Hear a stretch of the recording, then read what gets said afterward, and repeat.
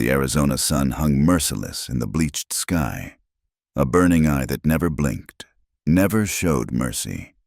The year was 1886, and the territory stretched endless and unforgiving, where hope dried up faster than water in the desert sand.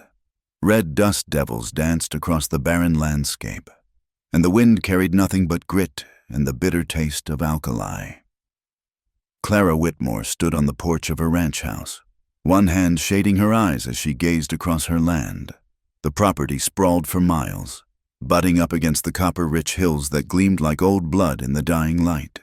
Her late husband Thomas had been clever enough to stake this claim before the big mining companies moved in, and stubborn enough to hold it until consumption took him last winter. Now it was hers alone. 5,000 acres of scrub brush, canyon, and the most valuable copper deposits outside of Bisbee. She was 27 years old, though the desert had already begun its work on her, etching fine lines around her green eyes and bleaching auburn streaks into her dark hair. Her hands were no longer soft as they'd been when she'd arrived from St. Louis as a bride 5 years ago. The territory had made her hard, the way it made everything hard, baked in the kiln of its merciless seasons until only the toughest core remained. The sound of horses approaching made her tense. She moved her hand to the Winchester propped against the doorframe, a gesture that had become as natural as breathing. Out here, visitors rarely brought good news. 3 riders emerged from the heat shimmer, their horses lathered with sweat and dust. She recognized Judge Whelan from town, his black coat inappropriate for the weather but worn anyway as a symbol of his authority. With him rode Sheriff Boyd and another man she didn't know, hands bound, sitting his horse with the particular stillness of a man who'd learned not to draw attention. "Mrs. Whitmore," the judge called out as they drew near, touching the brim of his hat. His face was red and streaming with perspiration. "I apologize for the intrusion." Clara didn't move from the doorway. "Judge, Sheriff, what brings you to my land?" The judge dismounted heavily, groaning with the effort. "Official business, I'm afraid. This here is Jesse Kane." He gestured to the bound man. "You've heard of the new territorial statute regarding prison labor?" Clara's jaw tightened. She'd heard, though she'd never imagined it would touch her life. The territory, overwhelmed with criminals and lacking proper prisons, had begun a program of binding convicts to landowners for hard labor instead of hanging. It was supposed to be reform. It looked like slavery to her. "I have no need for convict labor," she said coldly. "Now, Mrs. Whitmore." The judge mopped his face with a yellowed handkerchief. "You're out here alone, trying to run a ranch this size. The territory is determined you could benefit from the assistance." "The territory," Clara said slowly. "Or the Copper Creek Mining Company that's been trying to buy my land for 6 months." Judge Whelan's face darkened. "That's a serious accusation, ma'am." "Is it?" Clara's fingers found the rifle stock. "Tell me, Judge, how much did Morrison offer you to saddle me with a criminal? Hoping I'll get scared. Sell out cheap?" The man on the horse, Jesse Kane, laughed. It was a short, bitter sound. "Lady's got you figured. Judge, shut your mouth. Convict!" Boyd snapped. But Clara caught the flash of something, respect, maybe, in the prisoner's dark eyes. "The fact remains," Judge Whelan said stiffly, "that Mr. Kane here has been legally bound to 6 months' labor on your property. It's that or hang for murder." Clara studied the prisoner for the first time. He was perhaps 30, with the lean, weathered look of a man who'd spent his life outdoors. His hair was black as coal, his skin burned dark by the sun. A scar ran from his left eyebrow to his jaw, and his eyes were the gray of winter storm clouds. Even bound, there was something dangerous about him, coiled and waiting like a diamondback in the shade. "Murder," she repeated. "Killed Sam Morrison," the sheriff supplied. "Shot him dead in his own house." Clara's eyebrows rose. Sam Morrison, the same man who owned the mining company trying to force her off her land. "And why did you kill him? Mr. Kane?" Jessie met her gaze steadily. "That's between me and the devil, ma'am." Thunder rumbled in the distance, though there wasn't a cloud in sight. But Clara had lived in the territory long enough to know that storms could blow in fast and violent, turning the dry washes into raging torrents in minutes. The air had that heavy, electric feel that promised rain. "I won't have a killer on my land," Clara said. "Then he hangs tomorrow." Judge Whelan said simply, "The choice is yours, Mrs. Whitmore. But consider you take him. You get 6 months of free labor, strong back, good with horses, knows cattle. He tries anything, shoots him like a rabid dog. That's the law." The wind picked up, sending dust swirling across the yard. Clara looked at the 3 men, then at her empty corrals, the fences that needed mending, the well that needed deepening before summer's worst heat. Thomas would have taken the help, she knew. He'd been practical that way. "What assurance do I have he won't murder me in my sleep?" "My word," Jesse said quietly. "For what that's worth to you." Clara laughed, sharp and humorless. "The word of a killer?" "The word of a man who pays his debts," he corrected. 6 months' labor for my life. I'll work your land, fix what needs fixing. After that, we're square." The judge produced papers from his saddlebag. "You'll need to sign these. He runs. You're within your rights to shoot him. He threatens you. Same thing. He's property of the territory for the next 6 months. Bound to you." Thunder cracked again. Closer now. To the north. Clara could see the wall of rain advancing across the desert like a gray curtain. The temperature had dropped 10 degrees in as many minutes. She thought of the mining company, of the men who'd come by last month suggesting that a widow couldn't possibly manage such a spread alone. She thought of the banker in town who'd asked if she'd considered remarrying, for her own protection. She thought of all the ways they tried to make her small, to push her out. "Fine," she said suddenly. "Cut him loose." The sheriff looked alarmed. "Mrs. Whitmore, I don't think—" "Cut him loose," she repeated. "If he's to work my land, he needs his hands free." Boyd looked to the judge, who nodded reluctantly. The sheriff dismounted and cut the ropes binding Jesse's wrists. The prisoner, her prisoner now, she supposed, rubbed the raw marks on his skin but made no move to flee. "Where do I bunk?" he asked simply. Clara gestured with the rifle toward the barn. "Horse stalls are in there. You'll find hay in the loft. There's a pump out back for water." "You're not letting him in the house?" Judge Whelan asked. "Would you?" Clara shot back. "He's labor, not a guest." Jesse swung down from his horse, moving with the easy grace of a man accustomed to long days in the saddle. "Suits me fine. I've slept in worse." The first fat raindrops began to fall, leaving dark circles in the dust. The judge hurried to remount, clearly eager to be away before the storm hit in earnest. 6 months, Mrs. Whitmore. He reminded her. "Starting today, I'll send someone to check on the situation in a few weeks." "You do that," Clara said coolly. The 3 men rode off just as the sky opened up, rain coming down in sheets that turned the yard to mud in seconds. Jesse Kane stood in the downpour, water streaming off his hat, making no move toward shelter. "Well?" Clara called from the covered porch. "You planning to stand there until you drown?" He looked up at her, and she caught something in his expression. Surprise. Maybe. That she'd shown even that much concern. "Just enjoying the rain, ma'am. Been a while since I felt it." "How long were you locked up?" 3 months awaiting trial. And before that, he was quiet for a moment, rain running down his face like tears. Long enough to forget what rain felt like.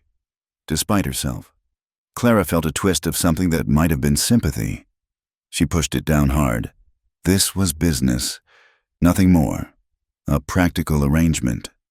"Barn's that way," she said again, unnecessarily. "I'll expect you ready to work at sunup." "Yes, ma'am." She turned to go inside, then paused. "Kane." He looked up. "You try anything at all, and I'll put a bullet in you myself. Clear?" A ghost of a smile crossed his scarred face. "Crystal clear, Mrs. Whitmore." Clara went inside and barred the door, leaving him standing in the storm. Through her window, she watched him lead his horse to the barn, moving without hurry despite the violent weather. There was something unsettling about his calm, his acceptance. Most men would have raged against their circumstances, plotted escape or revenge. Jesse Kane simply did as he was told, like a man who'd learned that fighting fate only brought more pain. She checked the loads in the Winchester, then did the same for the Colt she kept in her bedroom. Outside, thunder crashed and lightning split the sky, turning the desert briefly white as bone.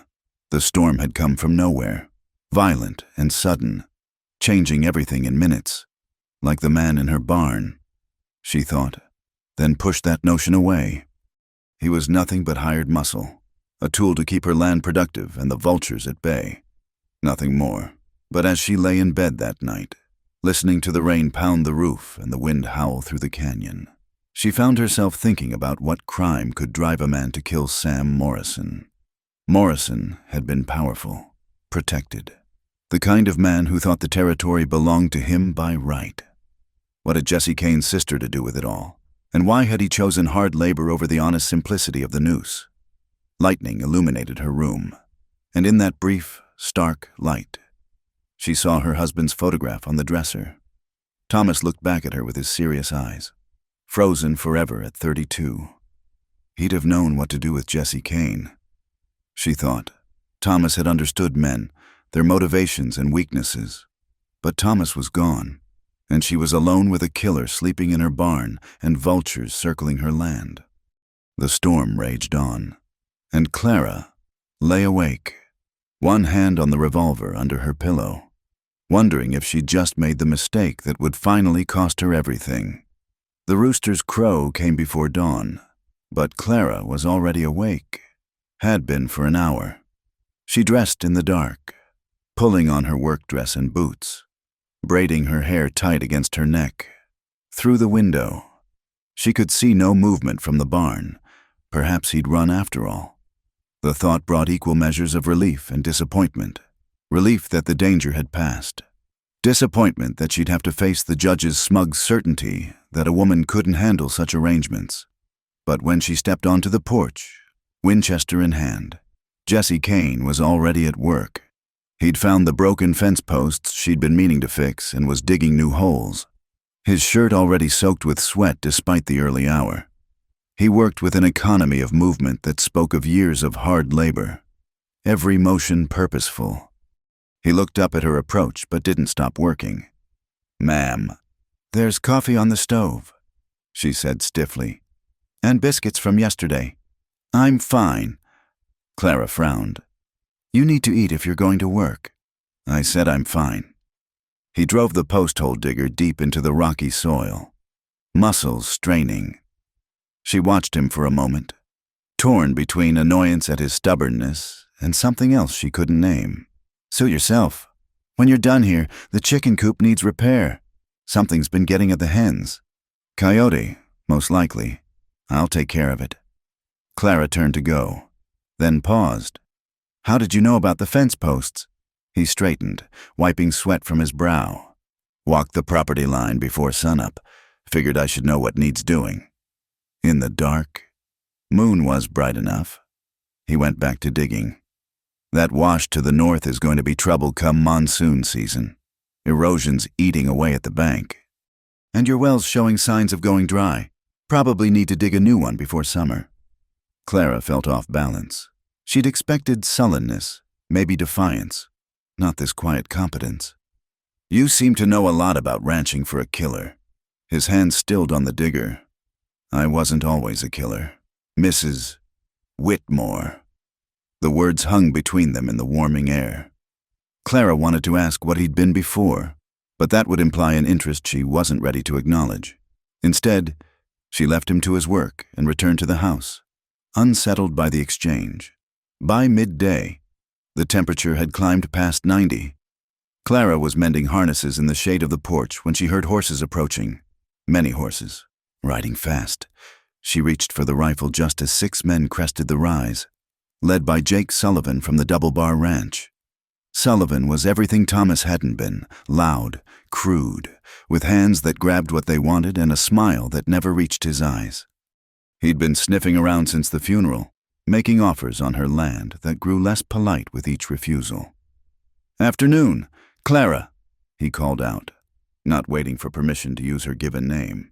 His men spread out in the yard, a move that looked casual but wasn't. "Heard you took in that murderer Kane. News travels fast." Sullivan dismounted, spurs jangling. "Folks are concerned. A woman alone with a dangerous criminal. It ain't proper." "Since when have you cared about proper, Jake?" His smile tightened. "Now, that ain't friendly. I'm just looking out for your welfare." One of his men had wandered toward the barn. Clara stood, rifle loose but ready in her hands. "Tell your boy to stay clear of my property." "Or what?" Sullivan stepped closer, and she could smell the whiskey on him despite the early hour. "You'll shoot him? A woman who can't even keep her own husband alive?" The words hit like a physical blow. But before Clara could respond, Jesse emerged from the barn. He moved with that same unhurried calm, a hammer loose in his hand. But something in his presence made Sullivan's man back away quickly. "Mrs. Whitmore," Jesse said quietly, "that coyote won't be bothering your chickens anymore." Sullivan's eyes narrowed. Well, the killer himself. Heard you shot Sam Morrison in cold blood." Jesse's gray eyes flicked to Sullivan, then away, dismissing him. "Mrs. Whitmore, you want me to fix that gate next, or see to the well?" The deliberate ignoring of Sullivan made the rancher's face redden. "I'm talking to you, convict." "No," Jesse said calmly. "You're trespassing on Mrs. Whitmore's land. I work for her, not you." Sullivan's hand dropped to his gun. "You got a mouth on you, boy." Clara stepped between them, rifle raised. "Jake, you and your men have 30 seconds to get off my property. You're making a mistake. Clara, this ain't going to end well." 20 seconds. Sullivan looked from her to Jesse, calculating. 6 armed men against a woman and a convict. But the woman had a rifle already aimed, and something about the convict's stillness suggested violence barely leashed. "This ain't over," Sullivan said finally. He mounted his horse with elaborate slowness. "You can't hold this land forever. Clara, not alone, not with just some murderer for protection."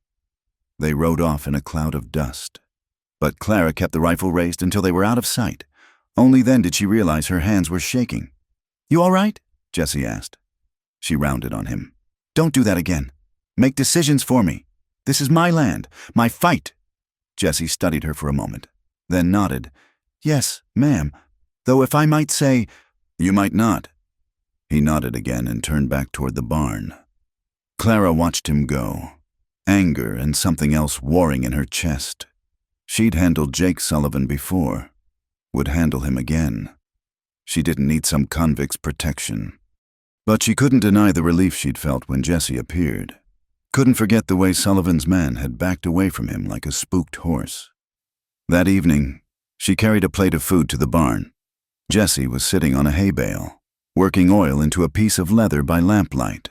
He looked up in surprise. "Can't have you collapsing from hunger," she said brusquely, setting the plate on a barrel. "Dead men don't fix fences." "Much obliged." She turned to leave, then hesitated. "Sullivan won't let this go. He wants my land bad, and he's got the men to take it if he decides the law's too slow." Jesse set down the leather. "I know his type." "Do you?" The question came out sharper than intended. "Is that why you killed Morrison? Because you knew his type?" Jesse was quiet for so long she thought he wouldn't answer. Then, Morrison liked to hurt women, particularly women who couldn't fight back, saloon girls, Indians, Mexican women from the border towns. "My sister," he stopped, jaw tight. Clara waited, but he didn't continue. "Your sister," she prompted finally. "She worked in his house, cooking, cleaning. She was 17. His hands had stilled on the leather. "When I found her, she'd drunk lye. Took her 3 days to die." The barn was silent except for the horses shifting in their stalls. Clara felt sick, thinking of Morrison's smooth manner, his polite tips of the hat when they'd met in town. "So you killed him?" "So I killed him." Jesse looked up at her. "And I'd do it again, knowing it would lead me here." There was no bravado in the statement, just flat truth. Clara found herself believing him, and that frightened her more than his crime. "Eat your supper," she said roughly, and fled back to the house. But later, as she lay in bed, she thought about 17-year-old girls and men who took what they wanted because they could. She thought about Jesse's scarred hands, gentle with the leather, and the way he'd stepped out of the barn when Sullivan threatened her. "He's a killer," she reminded herself. "Here because the law says so, not by choice." But the reminder felt hollow against the memory of his voice when he spoke of his sister, the pain he'd tried so hard to hide. The next days fell into a rhythm. Jesse worked from dawn to dusk without complaint, fixing things Thomas had let slide in his illness, things Clara hadn't even realized needed attention. He rehung the barn doors so they didn't stick, patched the roof where rain had been getting in, dug irrigation ditches to channel the monsoon waters when they came, and the town talked. Oh, how they talked. Clara heard the whispers when she went to the mercantile for supplies. Women who'd been cordial before now turned their backs, gathering in small groups that fell silent at her approach. Men looked at her differently too, some with pity, others with a speculation that made her skin crawl. Keeping that killer like a pet. She overheard Mrs. Davidson say, "It ain't decent. Maybe she's lonely." Another woman tittered. "You know how widows get." Clara kept her head high, made her purchases, and left without acknowledging them. But the words followed her home like buzzards. That evening, she found Jesse by the newly repaired chicken coop, watching the hen scratch in the dirt. He had a half smile on his face, the first she'd seen. "Something funny about chickens?" she asked. He glanced at her. "Just remembering. We had chickens when I was a boy. My sister loved them, gave them all names. Cried for a week first time Ma wrung one's neck for Sunday dinner." It was the most he'd volunteered about himself. Clara found herself settling on a nearby stump. Where was this? Kansas, little farm outside Topeka. The smile faded. "Lost it when I was 12. Drought, then the bank. Pa tried to fight the foreclosure, but..." He shrugged. "We headed west after that. Pa died in a mining accident in Colorado. Ma followed 2 years later. Said it was lung fever, but I think it was heartbreak." "And your sister?" "I tried to take care of her. Did what work I could find, but a 16-year-old boy don't have many options, and a pretty girl alone has fewer good ones." His jaw tightened. "I should have done better by her." Clara thought of all the ways the world ground people down, turned them hard or broke them entirely. "You were just a child yourself." "Maybe." He stood abruptly. "I'll check the fence line before dark." She watched him walk away, his figure dark against the reddening sky. "A killer," she reminded herself again. But the word was losing its sharp edges, becoming complicated by the man himself, his competence, his pain, the careful way he handled her animals and property. That night, a storm rolled in.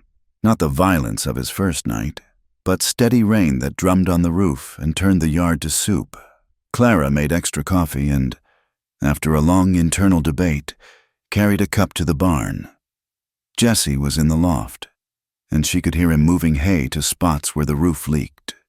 She called up to him, "Coffee, if you want it." He appeared at the ladder, shirt damp with rain and sweat. "You don't need to—" "Just take the coffee. Kane, Lord knows you've earned it." He climbed down and accepted the cup, their fingers brushing in the exchange. Clara jerked back as if burned, nearly dropping her own cup. "Sorry," they both said at once, then fell into awkward silence. Jesse took a sip, his eyes closing briefly in appreciation. "Been a long time since I had coffee this good." "It's nothing special." "It is to me." They stood there in the barn, rain pattering above them, drinking coffee and not quite looking at each other. Clara was acutely aware of his presence, the way he seemed to fill the space without trying. The lamplight caught the planes of his face, softened the harsh lines. "I should go," she said abruptly. "Mrs. Whitmore." His voice stopped her at the door. "Thank you. For the coffee. For—" he gestured vaguely. "For not being what I expected." What did you expect?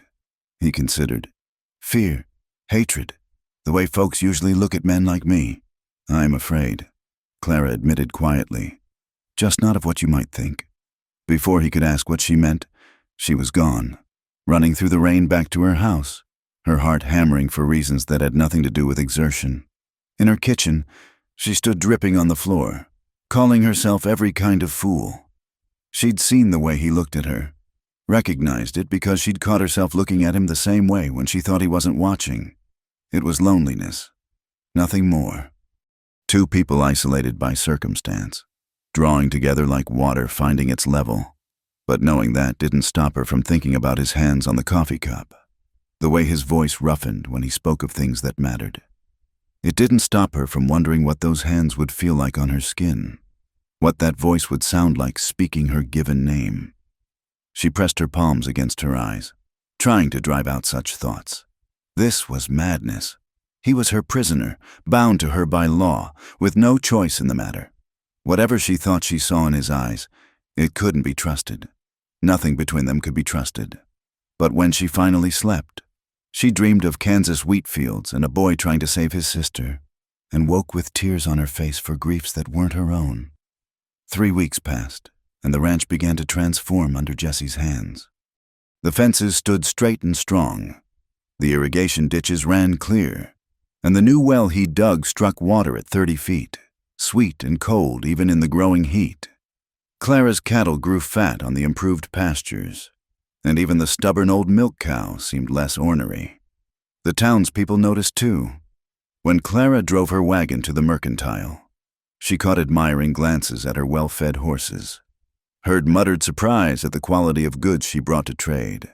A few of the men even asked, roundabout, if her hired man might be available to help with their own properties. He's bound to me for 6 months, Clara would say firmly. After that, you can ask him yourself. But she didn't like thinking about after that. Didn't like imagining the ranch without Jesse's quiet presence, without the sight of him working in the distance, his dark head bent over some task that needed doing. On this particular morning, Clara was in the garden when she heard riders approaching. She straightened, hand going automatically to the pistol she now wore at her hip. Jesse's suggestion, and a good one, but it was only Martin Wheeler, the territory's legal representative for the Copper Creek Mining Company, accompanied by 2 men she didn't recognize. Wheeler was everything Jake Sullivan wasn't: educated, well-dressed, smooth as oil and twice as slippery. He dismounted with practiced ease, removing his hat with a flourish. Mrs. Whitmore, you're looking lovely as always. Mr. Wheeler. She didn't move from the garden. What brings you out here? Can't a man pay a social call on a beautiful woman? Not you, and not here. His smile never wavered.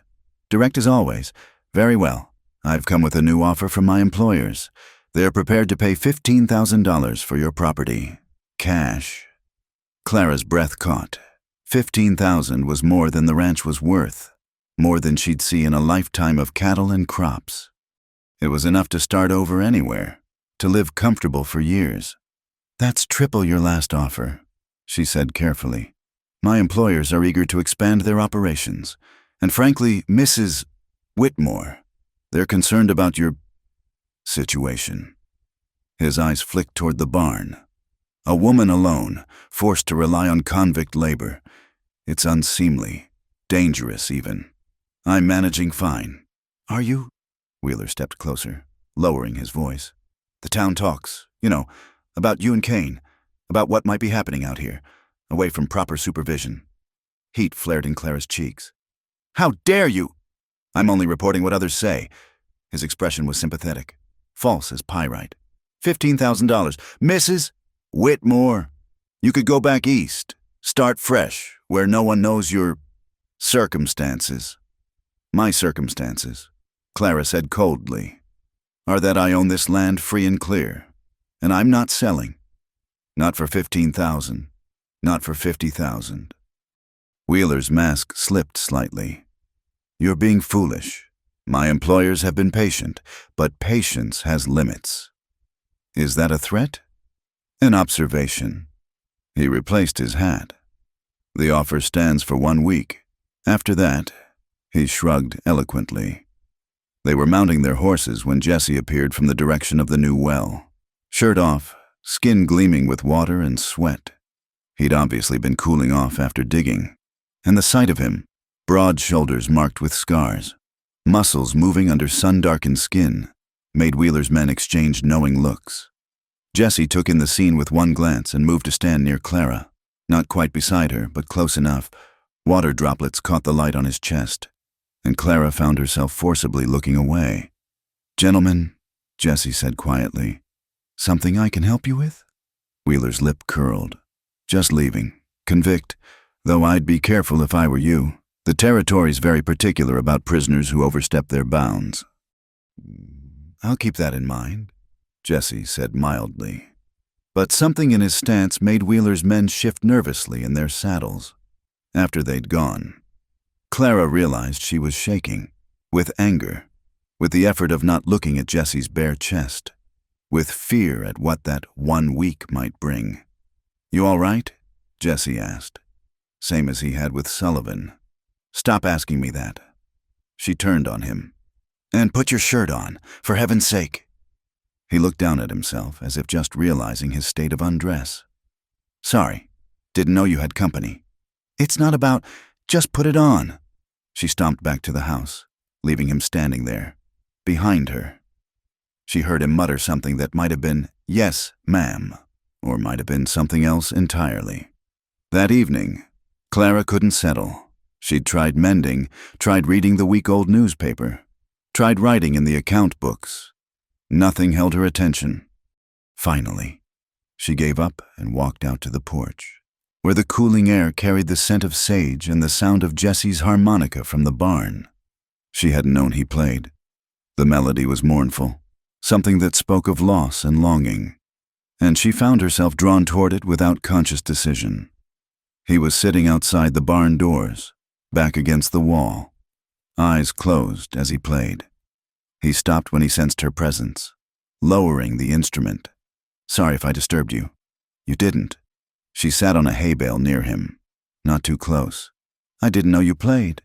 "Picked it up years back. Helps pass the time." He turned the harmonica over in his hands. "Used to play for my sister when she couldn't sleep." They sat in comfortable silence, watching the stars emerge in the darkening sky. Finally, Clara spoke. "Wheeler offered $15,000 for the property." Jesse whistled low. "That's a lot of money." "It is." She picked at a loose thread on her skirt. "Maybe I should take it. Start over somewhere else. Somewhere people don't whisper behind their hands." "Is that what you want?" She thought about it. "No. This is my home. Thomas and I built this together. I won't be driven off by gossip or threats." "Then don't be. Easy for you to say. You'll be gone in 5 months." Jesse was quiet for a long moment. "Yeah," he said finally. "I will." Something in his tone made her look at him. In the dim light, she could just make out his expression, a mixture of regret and something else, something that made her heart beat faster. "Jesse," she said, then stopped, startled at using his given name. He turned to her, and suddenly the space between them seemed both too much and not nearly enough. Clara could smell the leather and hay scent of him, could see the rise and fall of his chest. "I should go in," she said, but didn't move. "Probably should." He agreed, not moving either. The night wrapped around them, intimate as a secret. Clara thought of all the reasons this was dangerous, improper, impossible. But she also thought of Wheeler's oily insinuations, of the town's whispers, of how they'd already painted her scarlet in their minds. "Play something else," she said softly. "Something happier." He raised the harmonica to his lips, and this time the melody was lighter, a dancing tune that made her think of barn raisings and harvest celebrations, of times when joy came easier. She found herself swaying slightly to the rhythm, remembering when she was young and hopeful and believed the world was kind.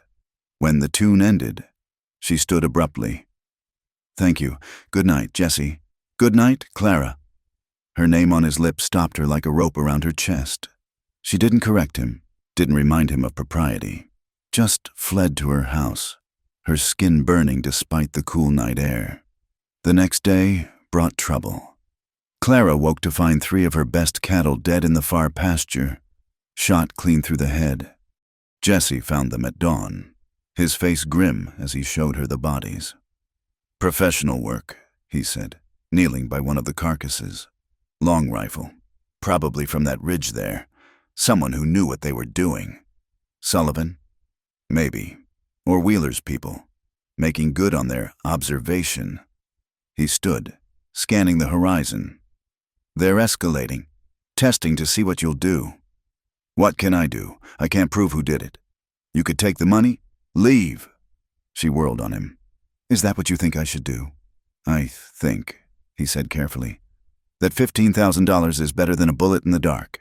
So I should run? Let them win? You should live." His voice roughened. "This land isn't worth dying for. That's not your decision to make." "No," he agreed. "It's not." They spent the day dealing with the dead cattle, burning the carcasses to prevent disease. It was hot, grueling work, and by the time they finished, both were exhausted and covered in ash. Clara's hair had come loose from its pins, hanging in sweaty strands around her face. Jesse's shirt was soaked through, clinging to his back. "I'll bury the bones tomorrow," he said as they walked back toward the buildings. "We'll bury them," Clara corrected. "This is my ranch, my fight." He stopped walking. "Clara, Mrs. Whitmore, you don't have to prove anything to me. I'm not trying to prove anything to you. Aren't you?" He stepped closer, and she could see the frustration in his eyes. "Every time I try to help, you push back. Every time I show concern, you bristle. What are you so afraid of?" "I'm not afraid. You are." He was close enough now that she had to tilt her head back to meet his eyes. "You're afraid that if you let me help, really help, it means you need me, and you'd rather die than need anyone." The words hit too close to truth. "You don't know me." "Don't I?" His hand came up, hovering near her face without quite touching. "I know you check on me every night before you bar your door, making sure I'm where I should be. I know you make extra coffee every morning, even though you claim it's just for you. I know you watch me work when you think I won't notice." "Stop," she whispered. "I know you're the strongest woman I've ever met," he continued, his voice low and intense. "And I know it's killing you to be thought weak.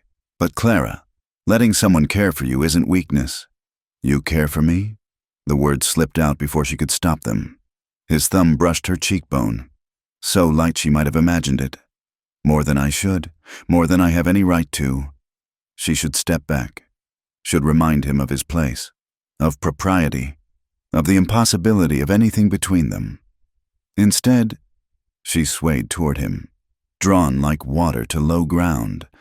"Jesse," she breathed. A gunshot cracked across the evening air. Jesse moved instantly, pulling Clara down and behind the water trough as another shot kicked up dust where they'd been standing. He covered her body with his, scanning for the shooter. "The house," he said urgently. "When I say run, you run. Don't stop. Don't look back." "What about you?" "I'll be right behind you." Another shot splintered wood from the trough. "Ready? Run!" They sprinted for the house, Jesse staying between her and the direction of fire. 2 more shots rang out, one so close Clara felt the wind of its passage. Then they were through the door, Jesse slamming it behind them and dropping the bar. "Get down," he ordered, moving to the window with her Winchester. "Away from the windows!" Clara crawled to the gun cabinet, pulling out ammunition and her pistol. "See anything?" "No, but they're up on the south ridge, same as this morning." He fired once, the rifle's report loud in the enclosed space. "Warning shot. Let them know we're not helpless." They waited, tense and ready.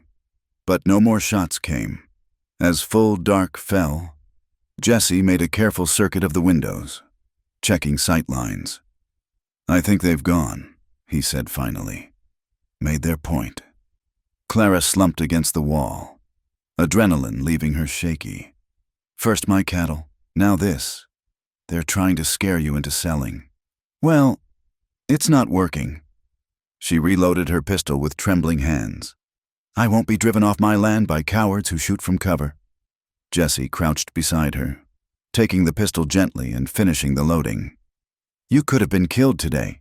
So could you. That's different. Why? Because you're a man? Because you're expendable? Because I'm already dead? The words were flat, matter of fact. The territory just hasn't gotten around to burying me yet. But you have a life ahead of you. You could go anywhere, be anything. This is my life. This ranch, this land. It's all I have left of Thomas, of the dreams we built together. Dreams can change, Jesse said softly. People can change. She looked at him in the dim light filtering through the windows. His face was all plains and shadows, but his eyes were warm on hers. Have you changed? Every day since I met you. The confession hung between them like a living thing. Clara's heart hammered against her ribs.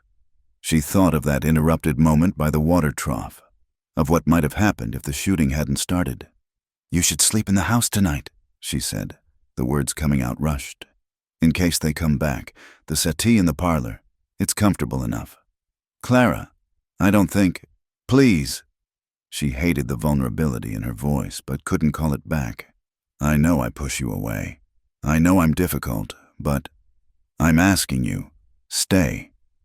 He studied her for a long moment, then nodded. All right, just tonight. But they both knew it wouldn't be just tonight. Something had shifted between them. Some barrier had cracked. The careful distance they'd maintained was dissolving like salt in water, and Clara didn't know if she had the strength to rebuild it. She rose on unsteady legs. I'll get blankets. Clara. His voice stopped her. What you said about my place, you were right. I am your prisoner. I have no right to feel what I feel. If you want me to keep my distance, I will. Just say the word. She turned back to him. This man who'd killed for his sister's honor, who worked without complaint under the brutal sun, who placed himself between her and bullets without hesitation. I don't know what I want, she admitted. I only know that when those shots came, my first thought wasn't about the ranch or the cattle or even my own life. It was about you. Then she fled to her room before he could respond, before she could see what effect her words had.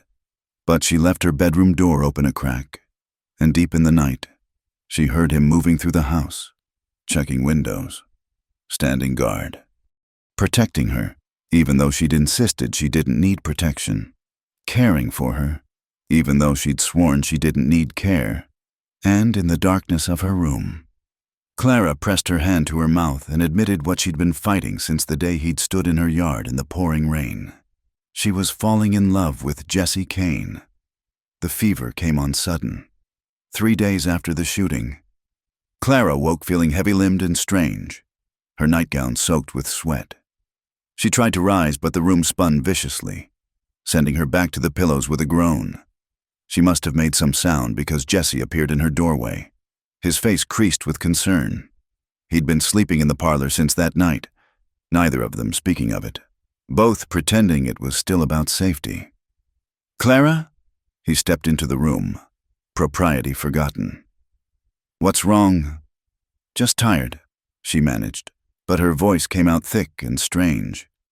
He crossed to her bed in 2 strides, placing a calloused hand on her forehead. His touch was blessedly cool against her burning skin. Christ, you're burning up! He disappeared, returning moments later with a basin of water and clean cloths. How long have you been feeling poorly? I'm fine, she insisted, trying to sit up. The world tilted alarmingly. There's work to be done. The work can wait. He pressed her gently back down, wringing out a cloth. When's the last time you ate a proper meal? She tried to think through the fog in her head. Since the shooting, she'd been too tense to eat much, picking at her food while watching the windows. Thought so. He laid the cool cloth on her forehead, and she couldn't suppress a sigh of relief. You've been running yourself ragged, not eating, not sleeping proper. Your body's had enough. I don't have time to be sick. You don't have a choice. He pulled a chair beside the bed, settling in like he meant to stay. I'll send for the doctor. No! Her hand shot out, gripping his wrist. No, doctor. They'll just gossip more. Say I'm weak. Say I need... She broke off, coughing. Say you need taking care of? Jesse's voice was gentle. Clara, there's no shame in being human. But there was shame in how badly she wanted to lean into his strength, to let him shoulder her burdens just for a while. She'd been alone so long, standing strong through Thomas's illness and death, through the town's judgment and the company's threats. The temptation to rest, just for a moment, was overwhelming. I'll make some willow bark tea, Jessie said when she didn't respond. My ma used to swear by it for fever. He moved through her kitchen with surprising familiarity, and Clara realized he'd been paying attention these past weeks, noting where she kept things, how she liked her stove banked.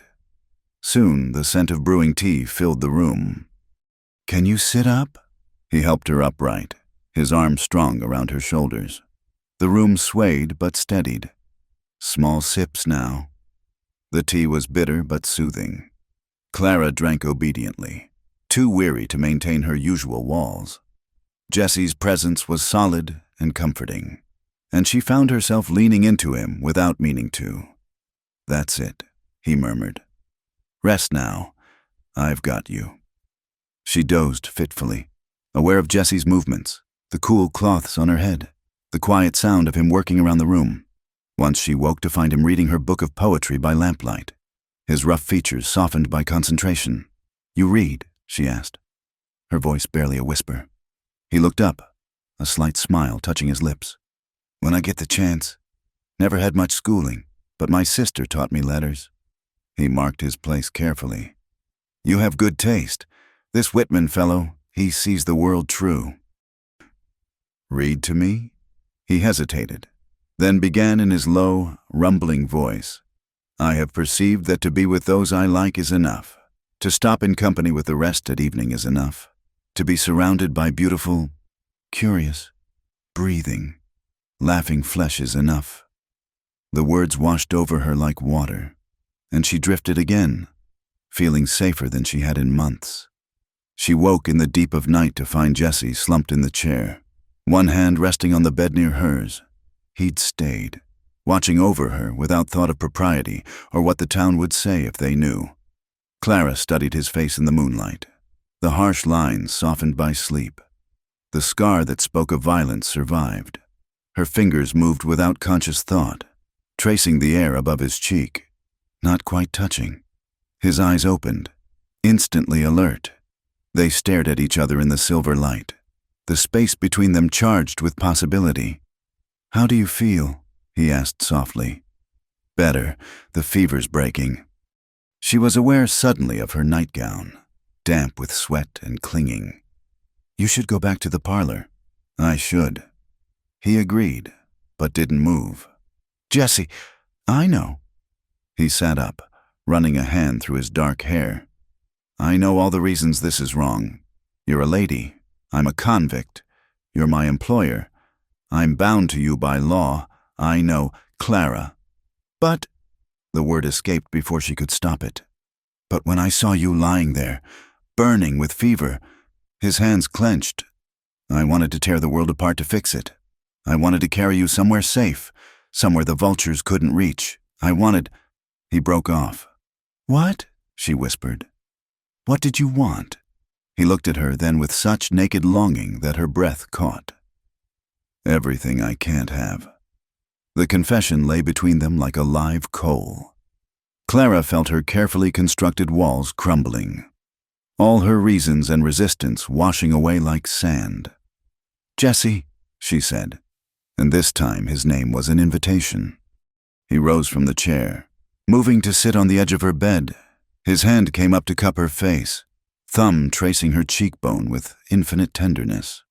You're still feverish, he said, not thinking clear. I'm thinking clearer than I have in months. She turned her face into his palm. I'm tired of being afraid, tired of being proper, tired of denying what's between us. Clara, She silenced him by pressing her lips to his palm. He made a sound like he'd been shot, his whole body going rigid. "Please," she whispered against his skin. "I've been alone so long." That broke him. He leaned down and kissed her, gentle at first, as if she might shatter. But Clara was done with gentle. She pulled him closer, pouring all her loneliness and longing into the kiss. He responded with equal fervor, his control unraveling. When they broke apart, both were breathing hard. Jesse rested his forehead against hers, his hands shaking slightly. "This changes everything," he said. "I know. The town already talks. If they knew, let them talk." She felt reckless, drunk on his nearness. "They've already painted me fallen. At least now it would be true." He pulled back to search her face. "Is that what this is? Rebellion against their judgment?" "No." She caught his hand, placing it over her racing heart. "This is me choosing something for myself. Choosing you. You don't know what you're choosing. I'm a killer, Clara. I've got blood on my hands that won't wash clean. You killed a monster to avenge your sister. That's not the same as murder. The law says different. The law bound you to me. Should I trust it on one count but not the other?" He had no answer for that. Clara could see the war in his face, desire battling honor, need fighting propriety. "I won't be your regret," he said finally, "and I won't be your obligation." She sat up straighter, the movement making her head spin. "If you don't want this, want me, then go. But don't stay out of some misguided sense of duty." "Duty?" He laughed, short and harsh.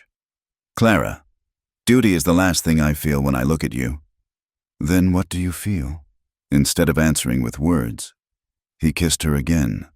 This kiss was different, deeper, more certain. His hands tangled in her hair, and she arched into him, feeling alive for the first time since Thomas died. When he lay her back against the pillows, she pulled him down with her. He resisted for a moment, then gave in, stretching out beside her on the narrow bed. They lay facing each other, sharing breath, hands exploring carefully. "I've wanted this since that first night," Jesse admitted. "You standing there with your rifle, fierce as any warrior. I thought I was dreaming." "You were annoying," Clara said, but she was smiling. "So calm in that storm, like you'd already accepted whatever came. I had. Then you gave me work to do. Purpose again. You gave me back pieces of myself I thought were lost." She traced the scar on his face. "How did you get this?" "Bar fight in Tucson. Man insulted a woman I was with, called her things I won't repeat. I took exception." "Always defending women's honor?" "Only when they can't defend themselves." His hand covered hers. "You, though, you've never needed defending. You just needed someone to stand beside you. I need more than that," Clara admitted. "I need—" She broke off, suddenly shy. "What? Tell me what you need." But she couldn't find the words. Instead, she showed him, pulling him into another kiss that said everything her voice couldn't. He responded with barely restrained passion, his hands mapping her body through the thin nightgown. "Clara," he groaned. "We should stop. You're still weak, and You're right," she said, though every part of her protested. "But stay. Just hold me. Let me pretend for one night that this is simple." He gathered her against his chest, her head fitting perfectly under his chin. Clara breathed in the scent of him, leather and soap and something uniquely Jesse. "It could be simple," he said quietly. "If I wasn't who I am, if you weren't who you are, if the world was different." "Yes." They lay in silence, listening to each other breathe. Outside, a coyote called to its pack, the sound lonely in the vast darkness. "What happens when your sentence is up?" Clara asked, though she dreaded the answer. Jesse's arms tightened around her. "I don't know. I'll have to leave the territory most likely, find work elsewhere, somewhere they don't know my past. You could stay. I could hire you proper, pay wages." "Clara." His voice was gentle but firm. "You know that wouldn't work. The town tolerates me now because I'm serving sentence. Once I'm free, they won't want a killer around their women and children. She knew he was right, but the thought of him leaving made her chest ache. Then what are we doing? I don't know, he admitted. Living, I guess. Taking what happiness we can. Is that enough? He pressed a kiss to her hair. It's more than I ever expected to have again. Clara closed her eyes, willing herself to believe it could be enough. But even as sleep finally took her, she knew she was lying to herself. She wanted more, wanted mornings waking beside him, evenings on the porch watching the sunset, years of working the land together. She wanted impossible things. When she woke again, sunlight was streaming through the windows and Jesse was gone, but the pillow beside her still held the indent of his head, and she could smell him on her skin, proof that it hadn't been a fever dream. Clara rose carefully, pleased to find the dizziness had passed. She dressed slowly, her body still weak but functional. Through the window, she could see Jesse already at work, fixing the gate that had been damaged by the winter floods. Everything looked the same as yesterday, but everything had changed. She made her way to the kitchen, finding fresh coffee already brewed and biscuits warming on the stove. A note in Jesse's careful hand read, "Eat something. That's an order. J." Despite everything, she smiled. Then she heard horses approaching and the smile died. Through the kitchen window, she saw Judge Whelan approaching with Sheriff Boyd and 2 other men. Jesse had seen them too, straightening from his work. He didn't run, though he had to know why they'd come, just stood waiting as they rode into the yard. Clara grabbed her shawl and hurried outside, her heart hammering. "Judge Whelan, what brings you here?" The judge dismounted heavily. "Checking on the prisoner, Mrs. Whitmore. We've had reports." "Reports? That you've been ill? That Kane here has been taking liberties?" Heat flooded Clara's face, but she kept her voice steady. "I had a fever, Mr. Kane helped with the chores I couldn't manage. Hardly improper. Some say he's been sleeping in your house." On the settee in the parlor, Clara said firmly, "After someone shot at us last week. Surely you heard about that." The judge's eyes sharpened. "No one reported any shooting. Because I can't prove who did it. But someone killed 3 of my cattle and then tried to kill us. Mr. Kane moved to the house for security. Would you have him let me be murdered?" "Of course not." But the judge's expression remained suspicious. "Still, appearances matter. Mrs. Whitmore, perhaps it would be best if Kane finished his sentence elsewhere." "No." The word came out harder than she intended. "He's bound to me for 6 months. That was the agreement. Agreements can be modified if circumstances—" "The circumstances," Clara interrupted, "are that someone is trying to drive me off my land, and you want to take away the one person helping me hold it. Why is that, Judge?" The judge's face flushed. "You're overwrought, Mrs. Whitmore.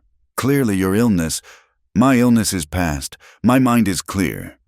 And I know my rights under territorial law."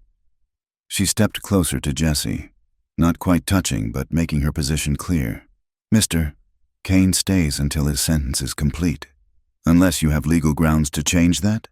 The judge looked between them, his jaw working. "No legal grounds.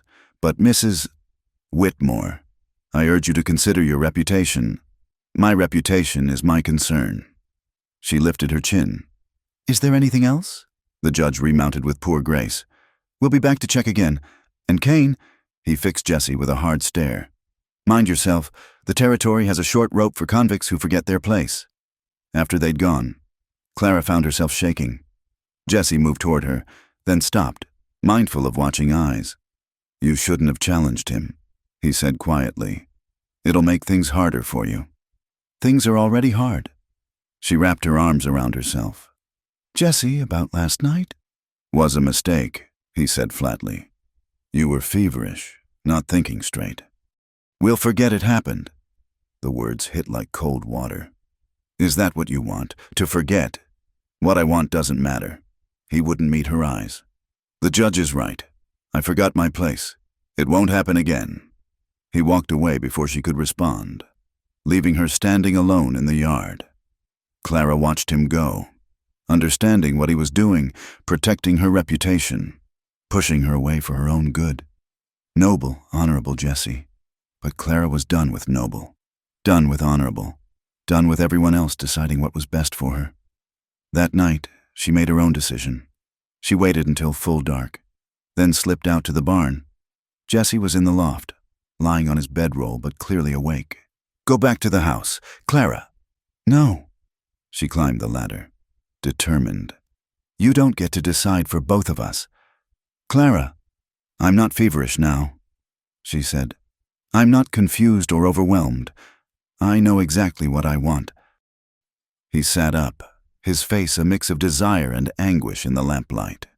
"And tomorrow, when the whole town knows, when they shun you completely, then I'll have something real to sustain me through their shunning." She moved closer. "Jesse, I've been proper my whole life. I was a proper daughter, a proper wife, a proper widow. And what has it gotten me? An empty house and the vultures circling. You deserve better than—" She silenced him with a kiss, pouring all her frustration and need into it. For a moment he resisted. Then his control shattered. He pulled her against him, his hands tangling in her hair.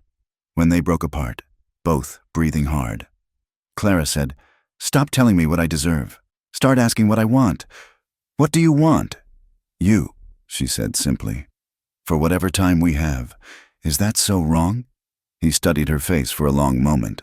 Then he drew her down beside him on the bedroll, his touch infinitely gentle. "No," he said. "Not wrong. Maybe the only right thing in this whole mess."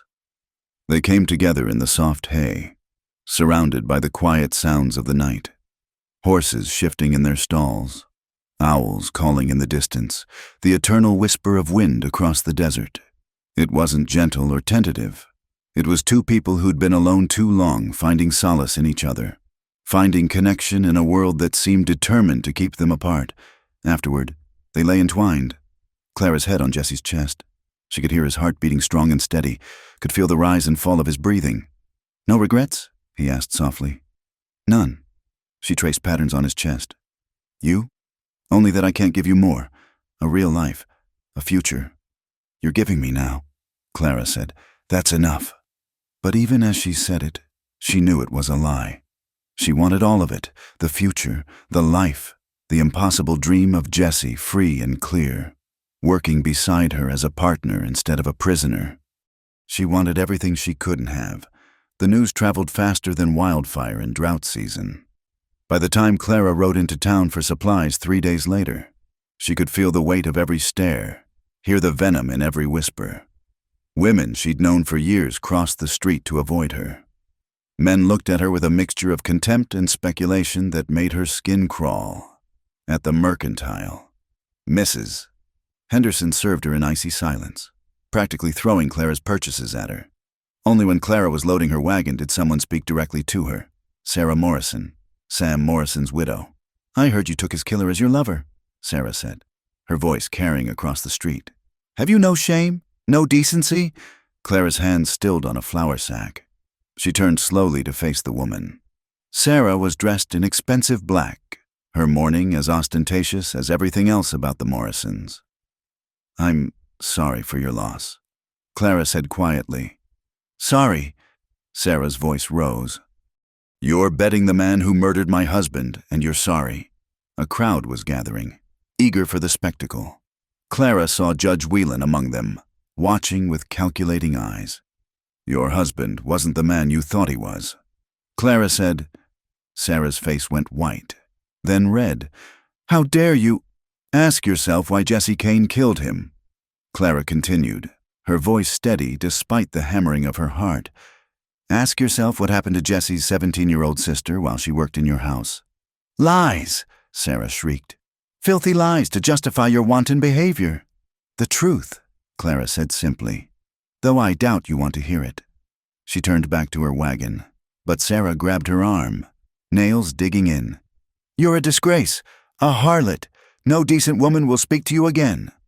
Clara looked down at the hand on her arm, then back at Sarah's twisted face. "Then I'll enjoy the quiet." She pulled free and climbed onto her wagon. As she drove away, she heard someone spit in the dust behind her. Her hands shook on the reins, but she kept her head high. When she reached the ranch, Jesse was waiting on the porch, his face grim. He'd obviously heard already. Bad news traveled even faster than gossip. "You shouldn't have defended me," he said as she pulled up. "Someone needed to." She climbed down, suddenly exhausted. That woman lived in the same house as her husband's victims and claims ignorance. Maybe she truly didn't know. Maybe she didn't want to know. Clara started unloading supplies, needing the physical activity. "There's a difference." Jesse moved to help her, their hands brushing as they both reached for a crate. The simple touch sent heat through her, reminder of the nights they'd spent in each other's arms since that first time in the barn. "Clara," he said softly, "this is only going to get worse." "I know." "Then why?" "Because I'm tired of lies," she interrupted. "Tired of pretending." "The town wants to paint me as a fallen woman? Fine. At least now I'm falling for something worthwhile." That evening, they sat together on the porch, watching the sun paint the mountains red. Jesse played his harmonica while Clara mended a shirt, domestic as any long-married couple, except for the weight of time counting down between them. 2 more months, Clara said quietly. Jesse's music faltered. "Don't. We can't ignore it forever. We can try." He set aside the harmonica. "Clara, what happened in town will happen again and again until they break me or I bend." She set down her sewing. "I won't bend, Jesse. I know."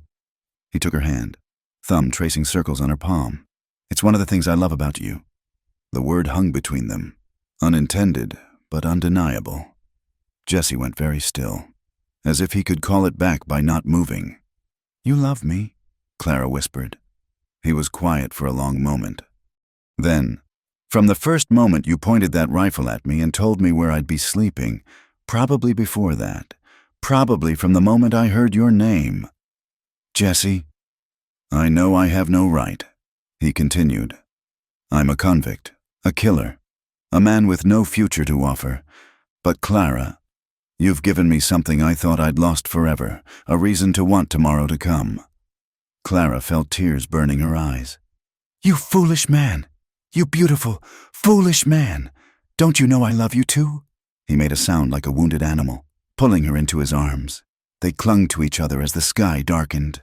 Two people who'd found each other too late, in the wrong circumstances, against all odds. "Run away with me," Jesse said suddenly.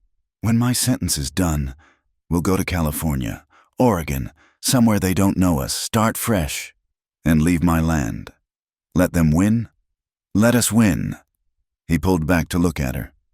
"Clara, what's more important, this piece of dirt or our chance at happiness?" She wanted to say yes, wanted to throw caution aside and chase that dream, but this piece of dirt is all I have of Thomas, of the life we built. I can't just abandon it. Can't or won't. Both. She touched his face. "Jesse, I love you, but I won't be driven off what's mine. Not by Sullivan, not by Morrison's company, not by the town's judgment. Stubborn woman, stubborn man, thinking I'd change now." He kissed her then, deep and desperate, and they made love there on the porch as the stars emerged, reckless with need. Afterwards, lying in his arms with the night air cooling their heated skin, Clara felt a defiance rise in her. "I want to go to town tomorrow," she said. Jesse tensed.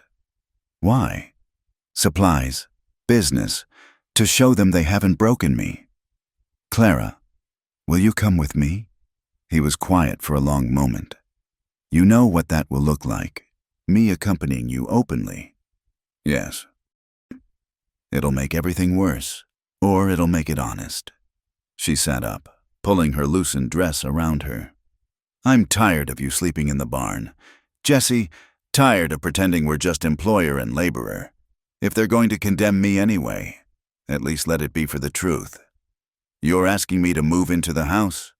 I'm asking you to stop hiding what we are to each other."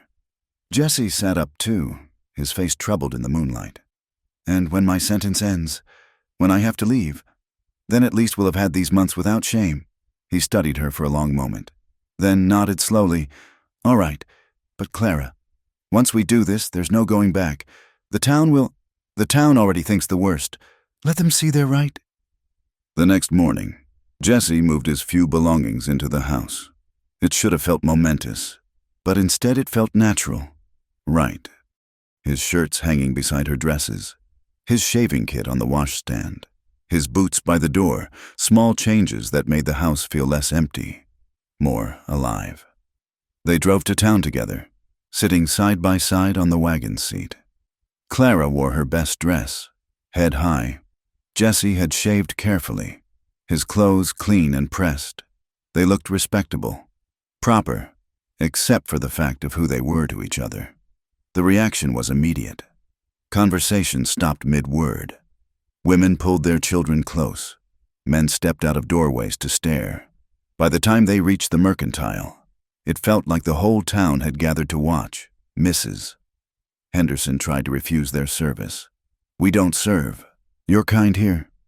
My money spends the same as anyone's, Clara said calmly.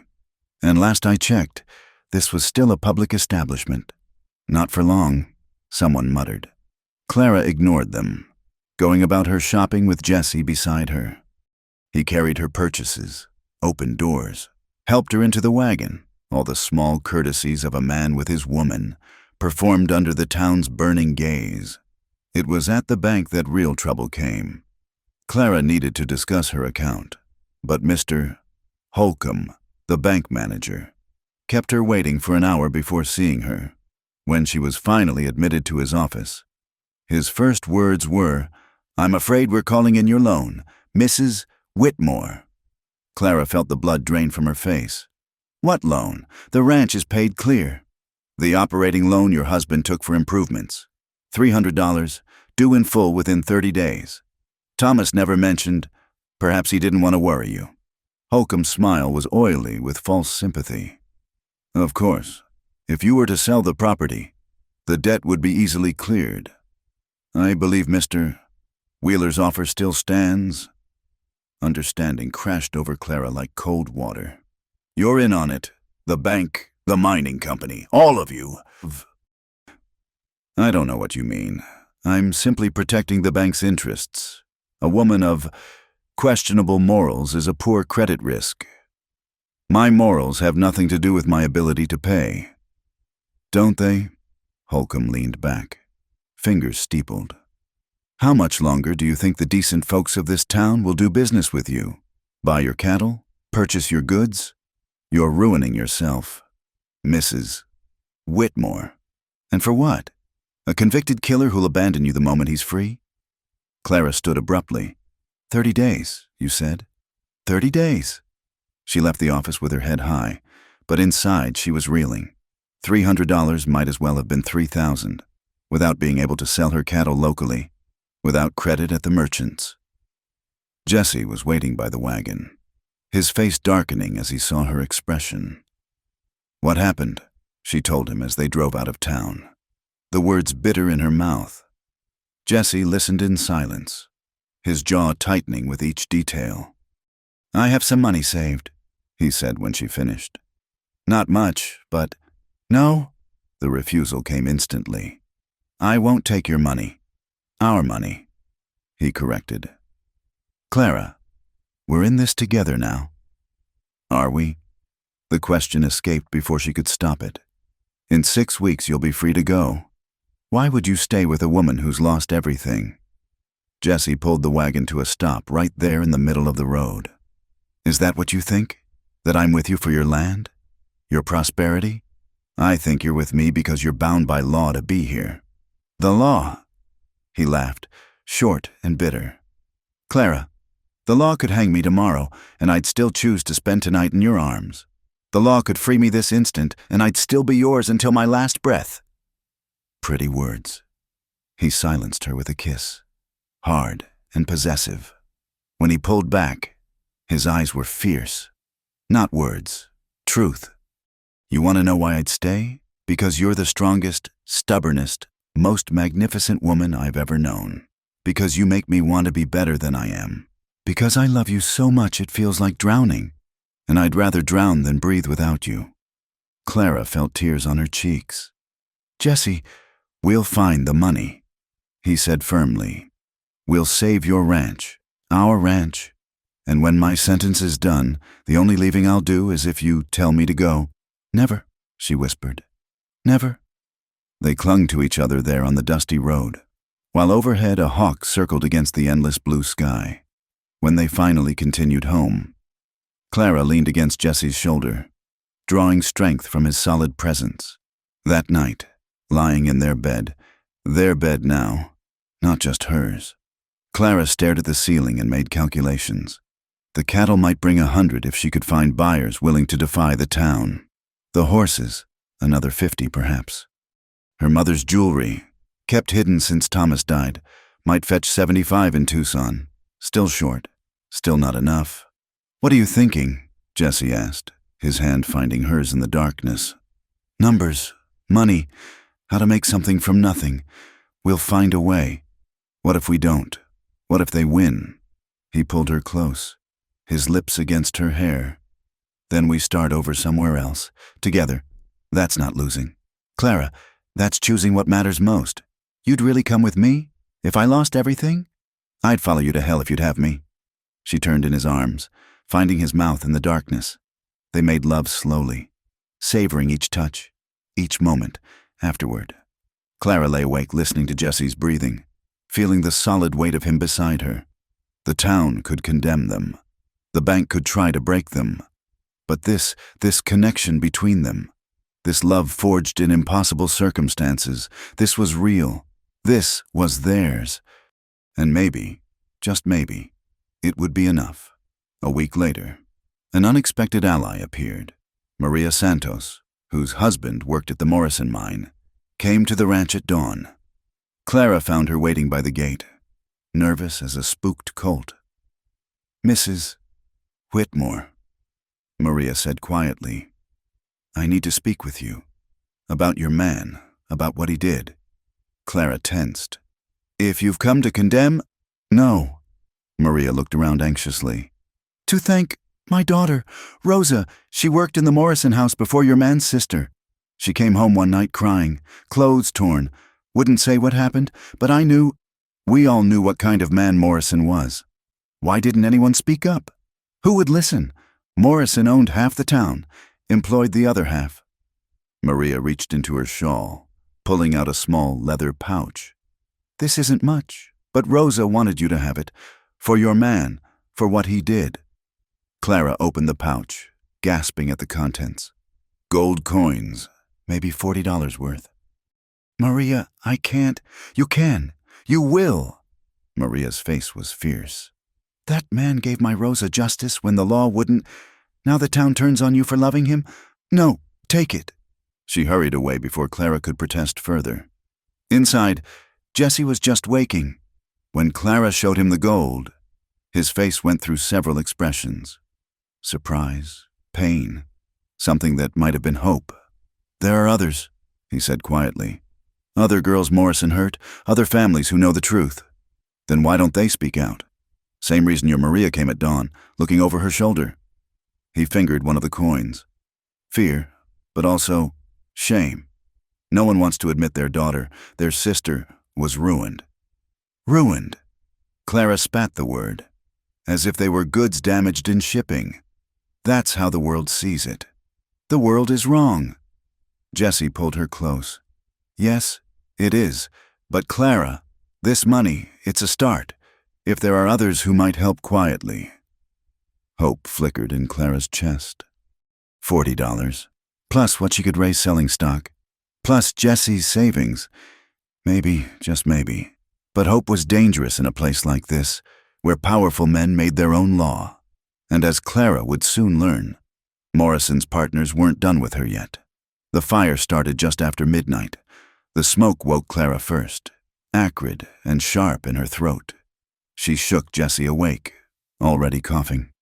"Fire!" she gasped. "The barn!" Jesse was up and moving before she finished speaking, pulling on his pants and boots in one fluid motion. Through the window, orange flames licked at the barn's roof, spreading fast in the dry timber. "The horses," Clara said, reaching for her wrapper. "I'll get them. You get water started." He was already heading for the door. "And Clara, if anyone's out there watching, you stay in the house." But Clara had never been one to stay safe while others faced danger. She ran to the well, pumping frantically to fill buckets. The fire roared like a living thing, consuming the barn's roof, reaching for the walls. Jessie had the doors open, was driving the terrified horses out into the yard. They milled and screamed, eyes rolling white in the firelight. "The feed stores," Clara called. "If that catches, I know." Jessie grabbed the buckets she'd filled, but they both knew it was hopeless. The barn was fully engulfed now, sparks rising into the night sky like hellish stars. They fought anyway, side by side, throwing bucket after bucket on the flames. Clara's hands blistered from the pump handle. Smoke burned her lungs. But when the feed stores caught, sending a column of fire into the sky, she knew they'd lost. "Let it go," Jessie said, catching her arm as she moved for another bucket. "It's done." They stood together watching Clara's barn collapse in on itself, taking with it their winter feed, their tack, their tools, everything needed to run a ranch. The horses huddled at the far end of the corral, safe but traumatized. "Look," Jessie said quietly, pointing to the horizon. "Riders." 3 men sat on the ridge, silhouetted against the stars. They watched for another moment, then turned and rode away. Unhurried. Message delivered. Clara sank to her knees in the dirt, overwhelmed. Jessie knelt beside her, pulling her against his chest. "We'll rebuild," he said. "With what?" Her voice was hollow. "They've won. Jessie, no barn, no feed for winter, and still the loan to pay. Then we sell the cattle early, take whatever price we can get. Who'll buy them? You saw how the town—" She broke off, coughing from the smoke. Jessie helped her to the house, settling her in the kitchen while he pumped clean water for her throat. Dawn was breaking gray and bitter, revealing the full extent of the damage. The barn was gone, reduced to smoking timbers and ash. The smell of charred wood hung heavy in the air. "I'll ride to the Hendricks Ranch," Jessie said. "They might buy some cattle, even if it means defying the town. The Hendricks Ranch is 30 miles. You can't—" "I can. I will." He cupped her soot-streaked face. "Clara, I won't let them break you, not while I have breath in my body." He left within the hour, taking one of the spooked horses. Clara spent the day salvaging what she could from the ruins, finding a few tools that had survived, metal warped but usable. Her hands were raw, her back aching, but she couldn't stop. To stop was to admit defeat. Near sunset, unexpected visitors arrived. 3 women in a worn buggy, Maria Santos and 2 others Clara recognized but had never spoken to. They climbed down hesitantly, looking around at the destruction. "Mrs. Whitmore," Maria said. "We heard about the fire." "Come to gawk?" Clara asked, too tired for politeness. "Come to help." One of the other women stepped forward, Ruth Williams, whose daughter had worked at the Morrison house.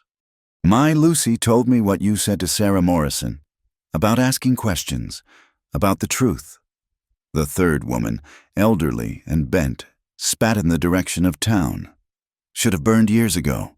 You ask me, man like Morrison, taking what he wanted, ruining girls, and everyone too scared or too bought to stop him." Clara looked at the 3 women, seeing determination beneath their fear. "Why now? Why speak out now?" "Because you did," Ruth said simply. "You and your man. You stood up to them, even knowing the cost." Maria opened a basket she'd brought, revealing food, medical supplies for burns, and another small pouch of coins. "It's not much, but there are others. Women who remember, who know the truth. We can't fight openly, but we can help quiet-like." Clara felt tears threaten. After the isolation, the condemnation, this simple kindness nearly undid her. "I don't know what to say." "Say you'll keep fighting," the elderly woman said. "Say you won't let them drive you off. Some of us have waited years to see Morrison's friends get what's coming." They stayed until dark, helping Clara clear debris and tend her burns. Before leaving, Ruth pressed something into Clara's hand, a small silver locket. "This was Lucy's," she said. Morrison gave it to her after the first time. She can't bear to look at it, but it's worth something. Sell it. Use the money to stay. After they left, Clara sat on her porch, holding the locket and the pouches of coins. Not enough to save everything, but enough to know she wasn't alone. The town might condemn her publicly, but privately, in the shadows where women's truths lived, she had allies. Jesse returned near midnight, exhausted but triumphant. Hendricks will take 50 head at $15 each. Below market, but cash on delivery. That's $750. Clara did rapid calculations. With what the women brought, what we already have, Jesse, we might make it. He collapsed beside her on the steps, accepting the water she offered. There's more. Hendricks offered me work after my sentence is done. Said any man who'd stand by a woman against the whole territory was someone he'd want on his spread. You'd be a ranch hand again. Honest work for honest pay, and close enough to court you proper, if you'd have me. Clara laughed, the sound surprising her. Court me? Jesse Kane, we've been sharing a bed for weeks. All the more reason to do it right after. He took her hand. I want to marry you. Clara, want to give you my name, if it's worth anything. Want the whole territory to know you're mine and I'm yours, legal and binding. Your name's worth everything to me. She leaned against his shoulder. Yes, Jesse, when you're free, when we've saved the ranch. Yes, even if the town never accepts it, never accepts us, the town can go to hell. He kissed her then, long and deep, and they made love there on the porch with the smell of smoke still heavy in the air. Afterward, wrapped in a blanket against the cool night, Clara felt something shift inside her. The fear was still there, but smaller now, manageable. They could do this, together. They could survive anything the territory threw at them. The next weeks passed in a blur of hard work. They drove the cattle to Hendricks Ranch, returning with cash that Clara hid in 3 different places, paranoid about theft. The women continued their quiet support. A dozen eggs here, a sack of flour there. Sometimes just a kind word whispered in passing. Jesse worked from dawn to dusk, clearing the barn's ruins, salvaging materials, beginning the framework for a smaller structure that would at least shelter the horses come winter. Clara sold everything she could spare, her mother's jewelry, Thomas's gold watch, the good dishes they'd received as wedding gifts.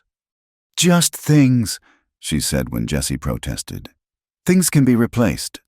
But some things couldn't, like the letter that arrived 2 weeks before Jesse's sentence ended, delivered by a nervous boy who ran off before Clara could question him. Mrs. Whitmore, she read aloud. Your continued defiance has been noted. Your loan comes due in 10 days. Be prepared to pay in full or vacate the premises. Additionally, be advised that harboring a convict beyond his legal sentence constitutes a crime punishable by imprisonment. Should Mr. Kane remain on your property past his release date, both of you will be subject to arrest. M. Wheeler, ESQ. Jesse took the letter, reading it again as if the words might change. They're threatening to jail you. Only if you stay. Then I won't stay. The words came out flat, decided. I'll leave the day my sentence ends. Jesse, no. Yes. He caught her shoulders.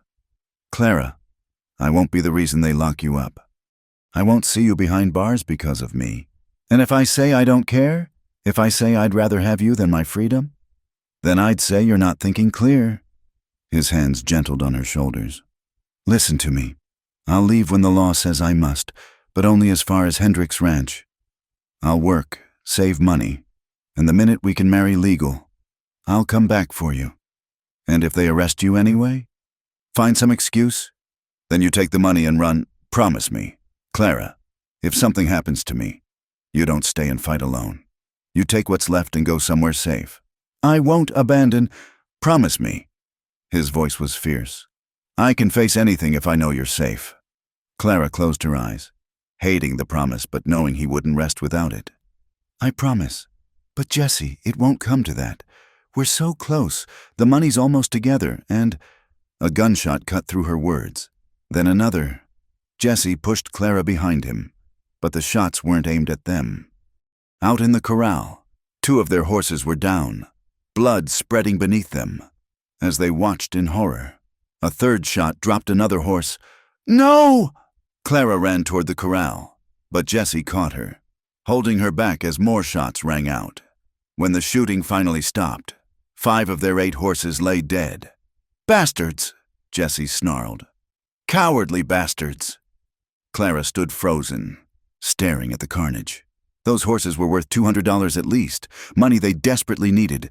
More than that, they were living creatures, murdered for spite. "Why?" she whispered. "We're already beaten. Why do this? Because they can." Jesse's voice was cold as winter stone. "Because they want to be sure you're broken, not just bent." Clara felt something snap inside her. All the fear, all the careful planning, all the hope. It dissolved in a wave of pure rage. "Saddle the remaining horses," she said. Jesse looked at her warily. "What are you planning?" "We're going to town." "To the sheriff." "Clara, he won't—" "I know he won't help, but I want it on record. I want everyone to see what they've done." She moved with sharp, decided movements. "And then we're going to the newspaper." "The newspaper won't print." "The territorial newspaper might. The one in Tucson that's been investigating the mining companies." She looked at him, eyes blazing. "If they want to play with fire, let them burn."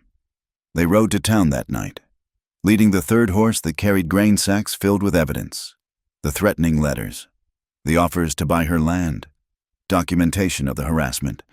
Sheriff Boyd tried to refuse to see them, but Clara raised her voice loud enough that half the town heard. "5 horses shot dead on my property. Sheriff, are you going to investigate? Or should I wire the territorial governor directly?" Boyd had no choice but to take her statement, though his reluctance was obvious. Word spread quickly.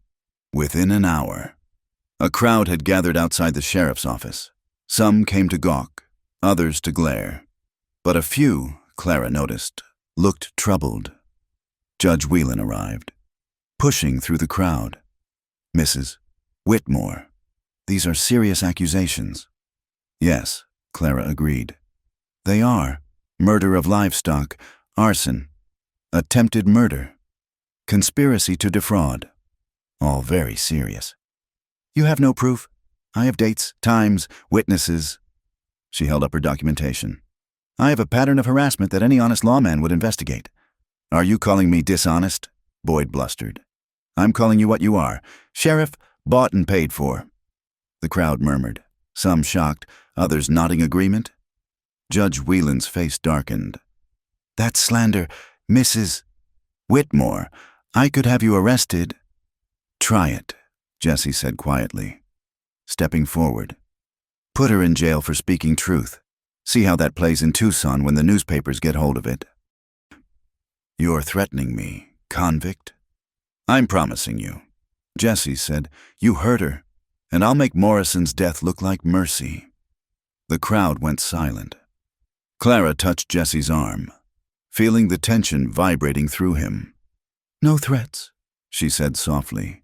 Then louder, "We're leaving now. Sheriff, you have my statement. Do with it what your conscience allows." They pushed through the crowd, Clara's head high despite the hostile faces. But as they reached their horses, Maria Santos caught Clara's sleeve.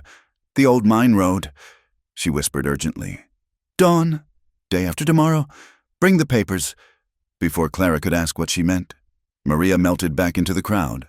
They rode home in tense silence, Jesse constantly checking behind them for pursuit. "What do you think she meant?"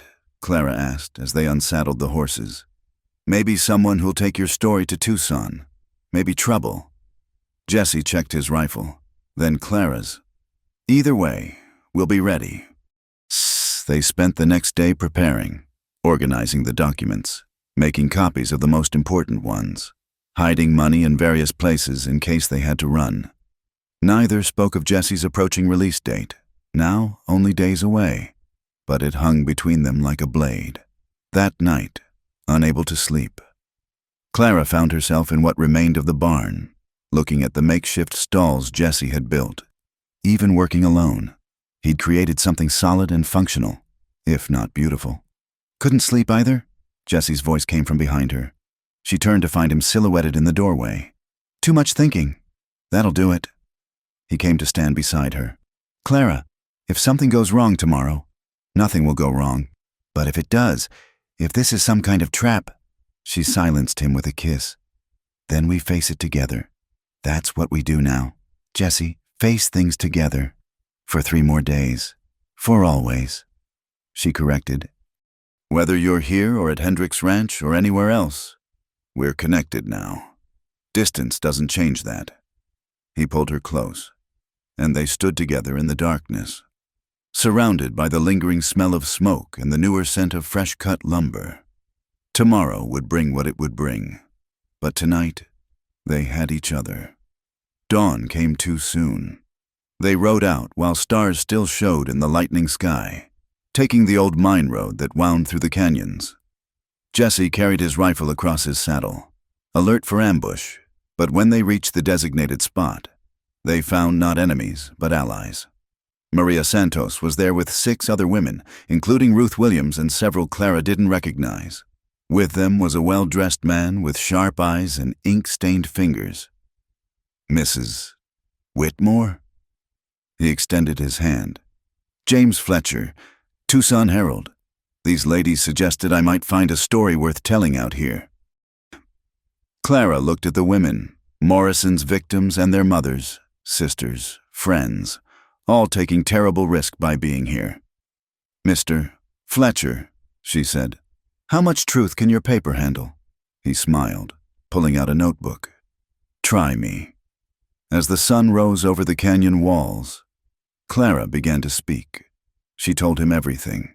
Morrison's crimes, Jesse's revenge, the town's complicity, the campaign to steal her land. The women added their voices, telling stories they'd never dared speak aloud. Fletcher wrote it all down, asking sharp questions, demanding details. This will cause a firestorm, he warned when they finished. The mining company has powerful friends. Good, Clara said. Let it burn. Fletcher carefully packed away his notes. The story will run in 3 days. I suggest you be prepared for backlash. As the group prepared to disperse, Ruth Williams approached Clara.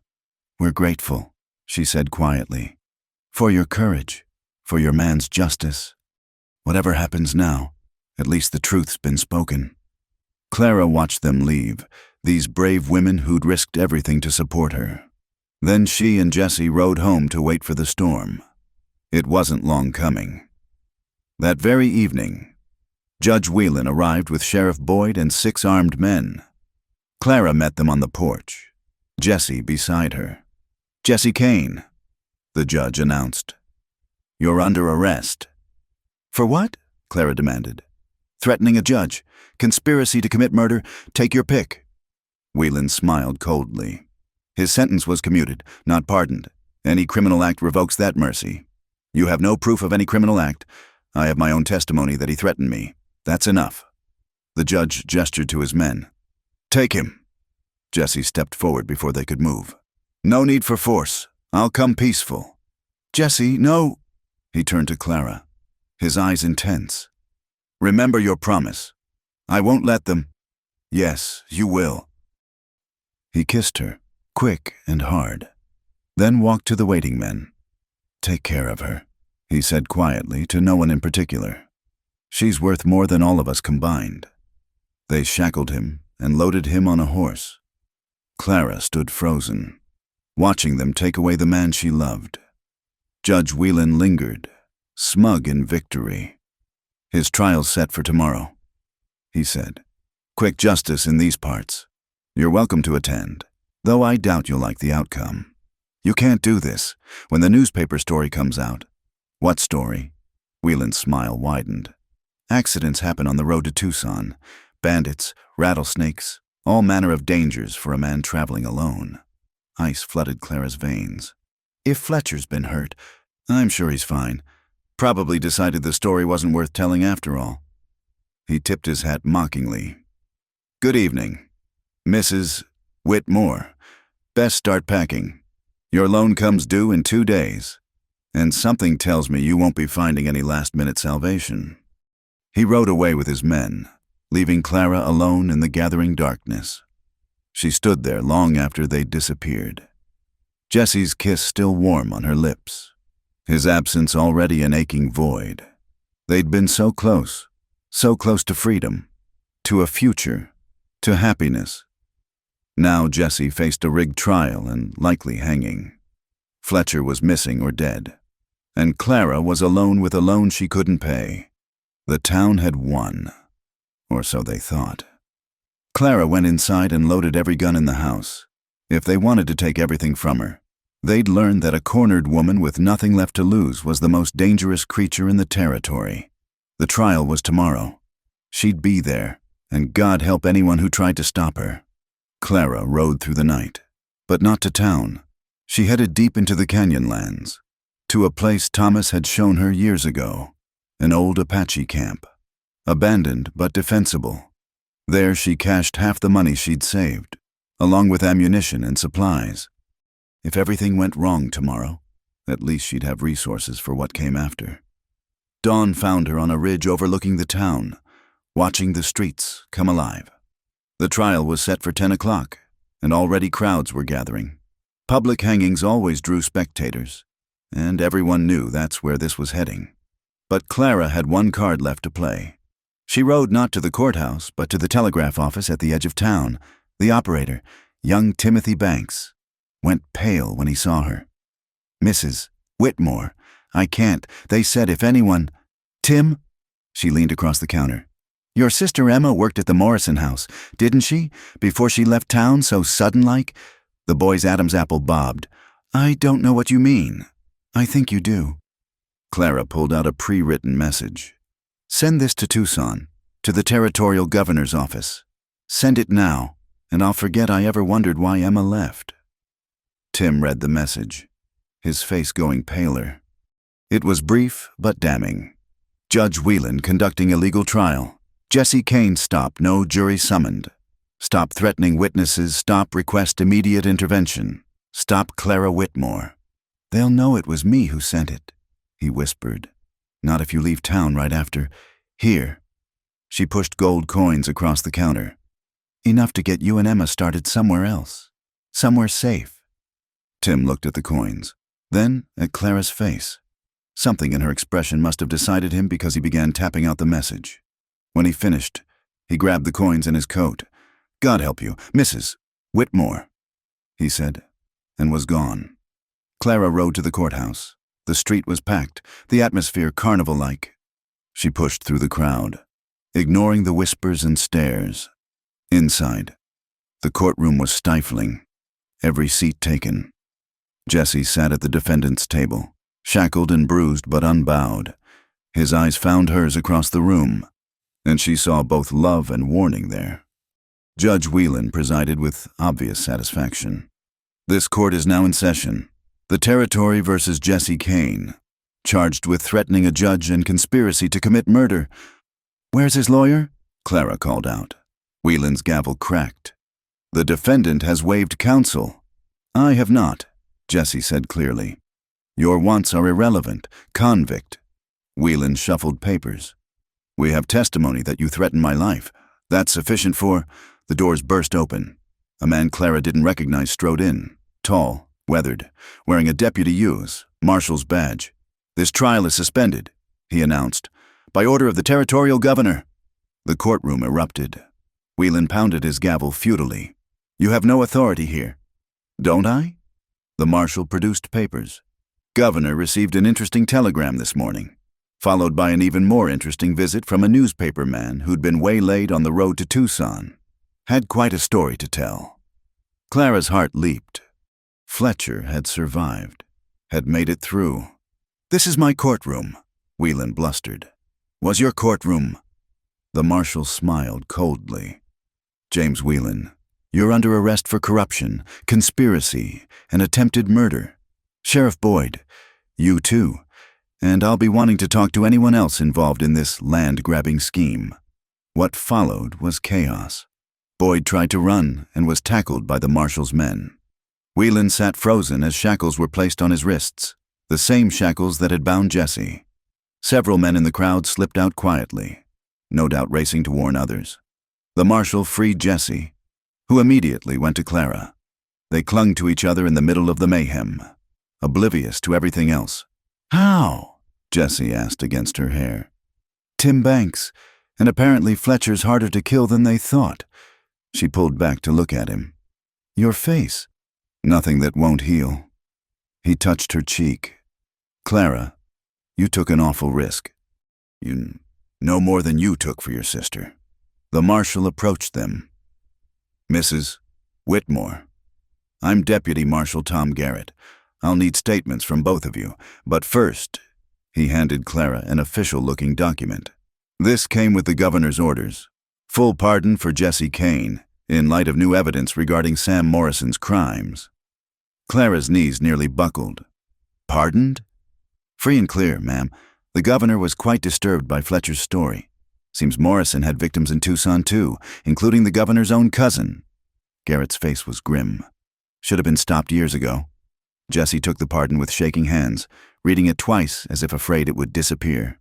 "Free," he said wonderingly. "And there's more." Garrett continued. "That loan from the bank? Fraudulent. Thomas Whitmore never signed any papers. We've got Boyd's deputy singing like a bird, says they forged the documents after your husband died. You don't owe a cent." This time Clara did sink to her knees, overwhelmed. Jesse caught her, held her as she shook with relief and delayed terror. Everything they'd fought for, everything they'd nearly lost. Safe. "It's over," Jesse murmured. "It's finally over." But it wasn't. Not quite. The cleanup took days. Garrett and his men arrested over a dozen people connected to the conspiracy, including Martin Wheeler and several mining company executives. Jake Sullivan fled the territory before they could catch him, but his ranch was seized, his assets frozen. Clara and Jesse gave their statements, telling and retelling their story. Fletcher's article ran not just in Tucson, but was picked up by papers as far away as San Francisco.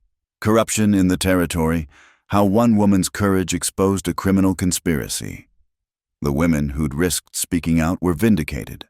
Some found peace in the truth being known. Others, like Ruth Williams, used the settlement money from the mining company to start new lives elsewhere.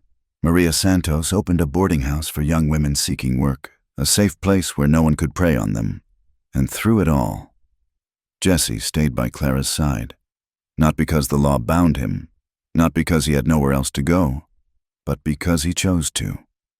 Every morning, she woke to find him there, solid and real and hers. A week after the trial, they stood on their land surveying the damage. The barn was gone, needed rebuilding. They'd lost horses, cattle, peace of mind, but they'd survived. "We could start over somewhere else," Jesse suggested. "This place holds a lot of bad memories now." Clara considered it. The burned barn, the blood-stained corral, the nights of terror. But also, "This is where we fell in love," she said. "Where you played your harmonica for me. Where we fought side by side. I don't want to run from those memories." Jesse pulled her close. "Then we rebuild, make new memories to overlay the old. Together, always." They were married a month later, in a simple ceremony with a traveling preacher. Maria Santos stood as Clara's witness, while old Pete Hendricks stood for Jesse. The crowd was small but sincere, people who'd learned to see past surface judgments to the truth beneath. Clara wore her mother's wedding dress, altered to fit. Jesse wore a new suit bought with his first wages as a free man. When the preacher pronounced them husband and wife, the kiss they shared held all the promise of their hard-won future. The town's attitude shifted slowly. Some never forgave Clara for disrupting their ordered world, for proving that their respected leaders were corrupt. But others, shamed by their complicity or silence, made overtures of friendship. Clara accepted them cautiously, but Jesse's forgiveness came harder. "They would have let you hang." Clara reminded him one evening when Mrs. Henderson tried to apologize for refusing them service. "But they didn't," Jesse replied. "And holding on to hate just poisons the well we all drink from." Rebuilding took time. With the settlement money from the lawsuit against the mining company, they hired help to raise a new barn, bigger and better than the old. They bought new horses, good breeding stock that would serve them for years. The ranch began to prosper in ways it never had before. Jesse proved to have a gift with horses, gentling even the wildest colts with patience and understanding. Soon, ranchers from 3 counties were bringing him their problem horses. Clara managed the business side, her sharp mind for figures keeping them profitable even in lean years. They worked side by side through blazing summers and bitter winters, through drought and flash floods, through all the hardships the territory could throw at them. And, in the evenings, they sat on their porch, the same porch where Jesse had first played his harmonica for her, and watched the sun set over their land. "Do you ever regret it?" Clara asked one such evening, 5 years after their wedding. "The life you might have had if you'd never killed Morrison?" Jesse considered, his hand finding hers. "I regret that my sister suffered. I regret that killing was the only justice available. But regret meeting you? Never. I'd walk through hell twice over if it led me to you." Clara leaned against his shoulder, content. They'd built something good here, something lasting. The gossips had eventually tired of their story, moving on to fresher scandals. The ranch was thriving, and if sometimes Clara woke in the night, remembering the terror of those dark days, Jesse was always there to hold her until the fear passed. "Play something," she said softly. "Something happy." Jesse pulled out his harmonica, the same one he'd played that first night, and began a lively tune. Clara recognized it as the one she'd swayed to all those years ago, when they were still strangers bound by circumstance rather than choice. Now they were bound by love, by law, by the life they'd built together.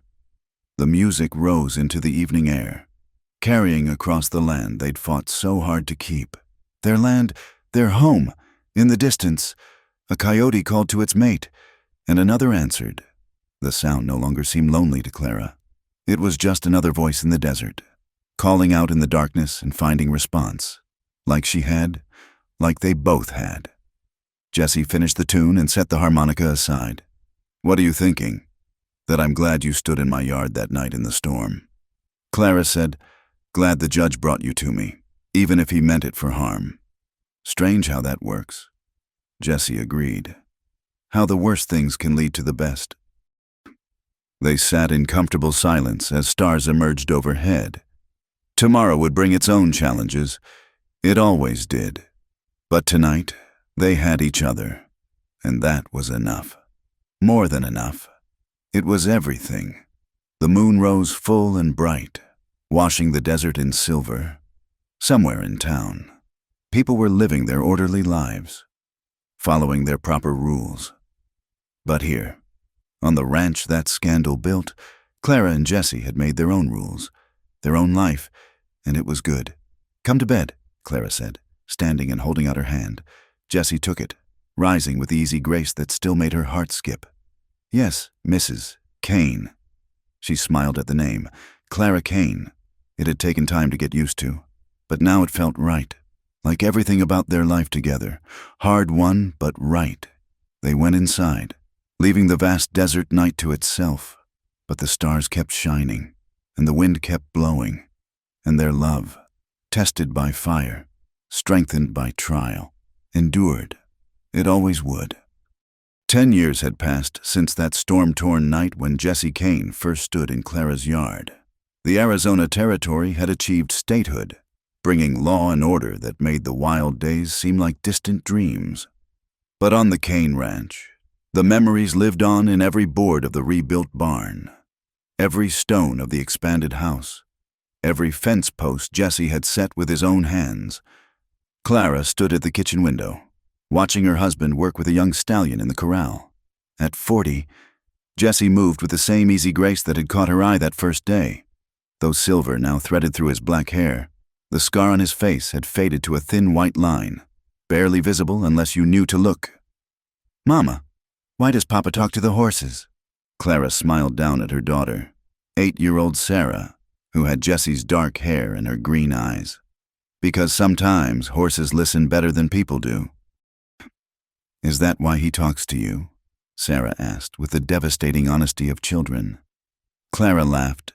No, little one. He talks to me because he loves me. And because you listen. And because I listen. Through the window, she saw another rider approaching. Tom, their eldest at 10, returning from school in town. He rode with his father's natural ease, already showing signs of the man he'd become. The sound of a wagon made Clara look toward the road. A familiar figure drove an equally familiar buggy. Maria Santos, gray-haired now, but still formidable. Beside her sat a young woman Clara didn't recognize. Sarah, go tell your father we have company, and find your brother. He'll be hungry after school. Clara met Maria at the door, embracing her old friend warmly. Maria, it's been too long. I know, but I had to bring someone to meet you. Maria gestured to the young woman, perhaps 20, with intelligent eyes and determined chin. This is Catherine Fletcher, James Fletcher's daughter. Clara's breath caught. The journalist's daughter? Catherine stepped forward. Mrs. Kane, I've heard so much about you. My father spoke of you often before he passed. Said you were the bravest woman he'd ever met. Your father was a good man, Clara said, remembering the sharp-eyed journalist who'd risked everything to tell their story. Please, come in. They settled in the parlor, a proper one now, with real furniture instead of makeshift pieces. Jessie joined them, children in tow, and Clara performed introductions. I'm a journalist too, Catherine explained, following in Father's footsteps. I'm writing a book about the territorial days, about how women like you shaped the West. I hardly shaped anything, Clara protested. I just held on to what was mine. That's exactly what shaped things, Catherine insisted. You stood up to corruption, exposed crimes against women, showed that justice could prevail. Do you know how many women drew strength from your story? Maria nodded. She's right. My boarding house has sheltered dozens of girls over the years, and I always tell them about you, about how one woman's courage can change everything. Clara felt heat rise in her cheeks. I had help, Jessie. We helped each other. Jessie interrupted, his hand finding hers. That's what partners do. Catherine pulled out a notebook. Would you tell me about it? The whole story, from the beginning? Clara looked at Jessie, a silent conversation passing between them. Their children knew the basics, that their parents had faced hard times, that bad men had tried to take their land, but the full story, with all its darkness and light. The children should go play, Clara said softly. No, Tom protested. We want to hear too. We're old enough. Jessie studied his son, then nodded slowly. Maybe you are, but this isn't a pretty story, son. There's parts that'll be hard to hear. We still want to know, Sarah said, scooting closer to her mother. Please? So Clara began, her voice steady as she traveled back through the years. She told of Thomas's death, of standing alone against those who'd take her land. She spoke of Jessie's arrival in the storm, the judgment in the town's eyes, the slow burn of connection between two wounded souls. Jessie picked up the thread when she faltered, telling of his sister's fate, of the choice that had made him a killer in the law's eyes. The children's faces grew solemn as they began to understand the weight their parents had carried. They burned our barn? Tom asked, horrified. They did, Jessie confirmed. Shot our horses too, tried everything they could to drive us off. But you stayed, Sarah said. You fought back. We did. Clara said, though there were times I wondered if we were fools for trying. Catherine wrote furiously, asking careful questions, drawing out details Clara had almost forgotten. The women who'd helped in secret, the midnight rides, the terror of watching Jessie arrested, not knowing if she'd see him again. And then, Catherine prompted as Clara described the marshal's arrival at the trial. Then we got something rare in this life. Clara said, a second chance. She told of their wedding, the slow rebuilding, the gradual acceptance, how Jessie's gift with horses had become legend in 3 counties, how their ranch had become a place of refuge for those needing honest work and a fresh start. "We've had drovers who couldn't find work elsewhere because of their past," Jesse added. "Men who'd made mistakes but wanted to do better. Figured I'd be a hypocrite to turn them away. Some called us the Ranch of Second Chances," Clara said with a smile. "I always liked that." Catherine looked up from her notes. "And you've been happy, despite everything?" Clara looked around the room, at Maria, her steadfast friend, at her children, strong and kind, at Jesse, her partner in all things. Through the window, she could see their land stretching to the mountains, the same view she'd fought so hard to keep. "Happy doesn't seem a big enough word," she said finally. "We've been blessed. Not with an easy life, but with a full one, a real one." "Tell her about the letters, Mama," Sarah prompted. Clara smiled. "We get letters sometimes, from women who heard our story, who found courage to leave bad situations or stand up to those who'd wronged them. Jesse helped me answer every one. Still do," Jesse added. "Got one last week from a widow in Colorado, fighting to keep her mine." "What did you tell her?" Catherine asked. "To be stubborn," Clara said. "To find allies where she could. To remember that the law might be slow, but justice has a way of coming around if you don't give up on it. And to keep her rifle handy," Jesse added with a grin. The afternoon wore on, stories flowing like water. Maria told of her boarding house, how it had grown from a single building to a whole complex, providing safe haven and honest work for young women. She spoke of the changes in town, how the corruption's exposure had led to real reform. "It wasn't perfect," Maria admitted. "Never is, but it got better. People learned to look a little deeper, ask harder questions. That's your doing." As the sun began to sink toward the horizon, Catherine finally closed her notebook. "Thank you, all of you. It's more than I hoped for. Will you stay for supper?" Clara offered. "We've room for both of you tonight if you'd like." They accepted gratefully. As Clara and Sarah prepared the meal, she could hear Jesse and Tom outside, doing evening chores. Maria and Catherine continued talking in the parlor, their voices a comfortable murmur. This was what she'd fought for, Clara realized. Not just the land, not just survival, but this, a home where friends were welcome, where children grew strong and unafraid, where love had room to flourish. After supper, they gathered on the porch as they did most evenings. Jesse pulled out his harmonica, the same one he'd played all those years ago. The music drifted across the desert, now broken by irrigated fields and proper roads, but still wild at heart. "Play the happy one, Papa," Sarah requested. "The one from when you and Mama met." Jesse obliged, and Clara found herself swaying slightly, remembering that long-ago night when she'd first heard this melody. So much had changed, but the music remained, a thread connecting past to present. When the song ended, Tom asked quietly, "Were you ever sorry you stayed, when things got bad?" Jesse and Clara exchanged looks. Fear and sorrow are different things. Jesse said finally, "I was afraid plenty, but sorry, never. This land, this family, your mother, they're worth any fight. Even now," Tom pressed. "When it's safe, especially now." Clara said, "Because we know what it cost. Every peaceful morning, every good harvest, every neighbor who waves instead of turning away.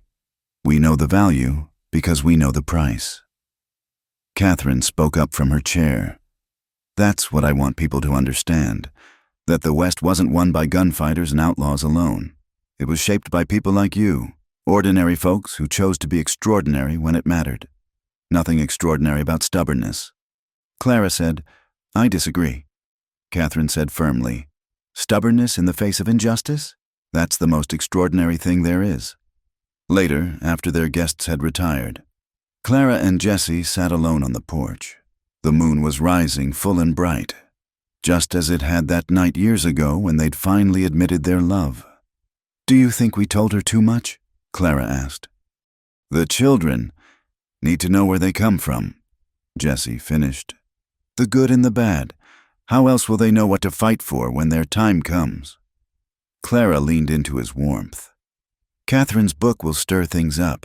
People who'd rather forget. Let them stir. Our truth can stand daylight. He pressed a kiss to her hair. Besides, might be good for Tom and Sarah to see their parents were more than just ranchers. Might help them understand why we push them to stand tall. Speak truth. You don't think they'll be ashamed? Their father was a man who loved his sister, who paid his debt and built something good after. Jesse's voice was firm. I'm not ashamed of my past. Clara, not anymore. It led me to you.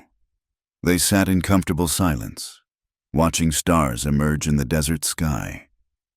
Inside, Clara could hear their children preparing for bed, their voices carrying through the open windows. Normal sounds of a normal evening, made precious by memory of all the times such peace had seemed impossible. I love you, Clara said suddenly. I don't say it enough. You say it every day. Jesse replied, in how you look at me, how you trust me with our children, how you still reach for me in the night. His hand found hers. But I like hearing the words too. Then I love you, Jesse Kane, for all you were, all you are, all you'll be. And I love you, Clara Kane, my stubborn, brave, beautiful wife. The moon climbed higher, washing the desert in silver light. Tomorrow would bring its own challenges. It always did. The ranch needed constant work. The children would test boundaries. The world would keep changing around them. But tonight, sitting on their porch with their hands linked and their hearts full, Clara and Jesse had everything they needed.